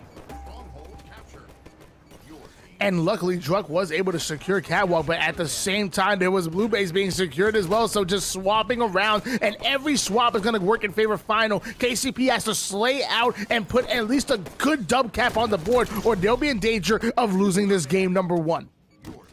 Nice kill out of Druck, but he goes down shortly after. They got 2 caps to their name here. They need to literally hold on to perfect Halo, perfect map control here, and I just don't know if they're going to be able to make that happen. You've got multiple players coming up into tower here. Sparty opposite dive into Catwalk. He's going to get in the fray here. They do have the reset. But you know the C9 is just preparing for a big attack here. They already got Sparty on the feed. Renegade, he's flying on through looking for more blood. Oh no, not again, Renegade. Oh my god, dude, he's unkillable. And at this point, Renegade and Frosty are on a little bit of a kill challenge right here. They both have very close. Actually, Frosty's beating him by 2 kills at the point. They must have a little bet going. Whoever gets the most kills by the end of the game gets 20. This is what happens when you put 2 main slayers on the same team like this. Renegade and Frosty just popping off. Right now I see 22, like you said, 22 Frosty, 21 at a Renegade. It's a narrow battle here, Tony. Anyone can take it. We got 97 on the board here. Renegade hits more, though. 22 at a Renegade. Frosty, he's looking for one. Frosty, can he get a kill here? Multiple targets to take out. Nate in the red nest. Maybe a double. Renegade. Does he get any? Renegade got one. And Renegade wins the kill challenge. Oh, wait, that's not the big deal. I'm sorry. And Final take the game #1. That's what you guys wanted to hear. Yeah, I think you know, I like that side bet right there because it was clear. Final was locking down that game. Final held it down pretty damn strong. That was a 100-51 closeout for game 1.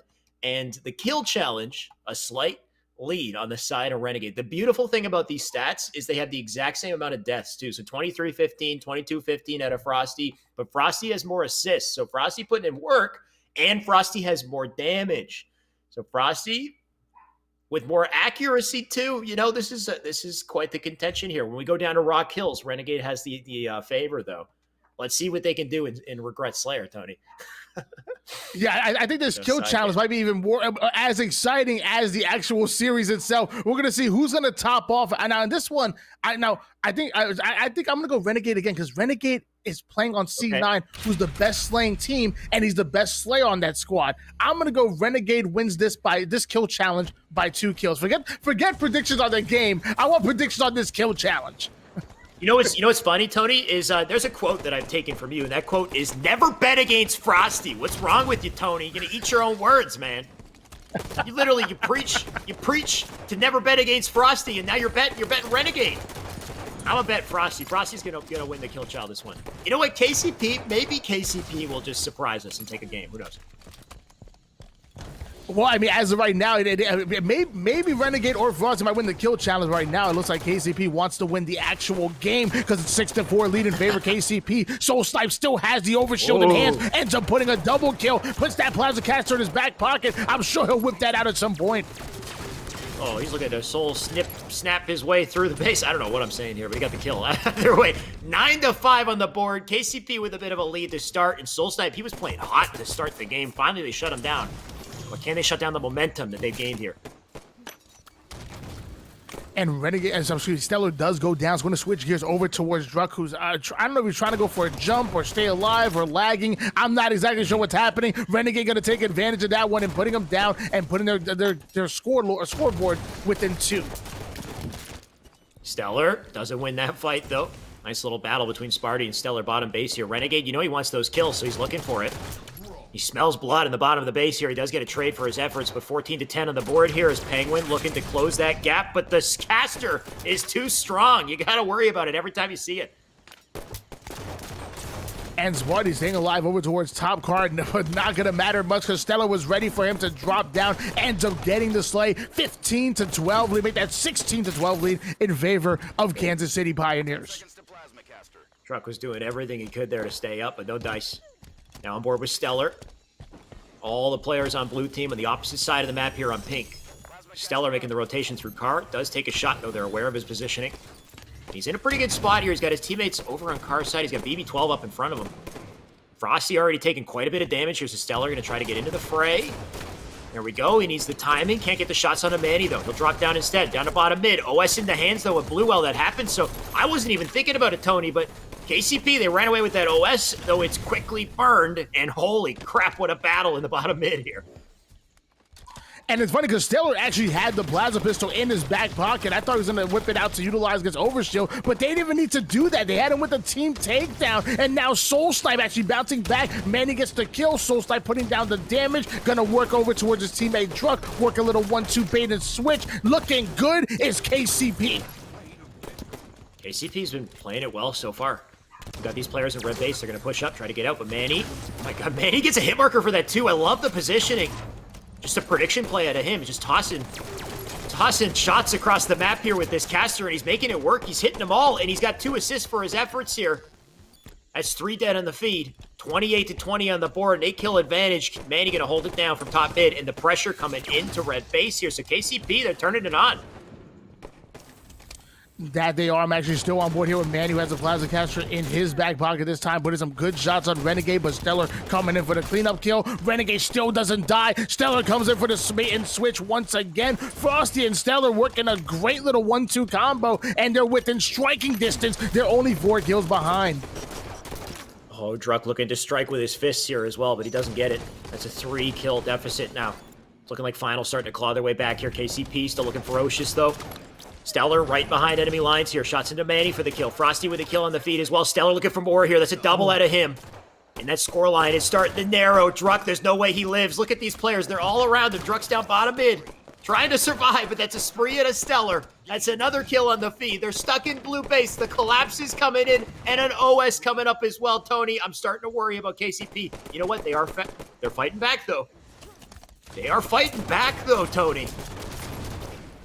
And Stellar doing such a good job to stay alive over towards top of the car side, and to finally dropping down for overshield. Not able to burn that, but neither was that KCP player. Finally, Manny coming in, sneaking away with the overshield, and he's going to try to use this to solidify their lead.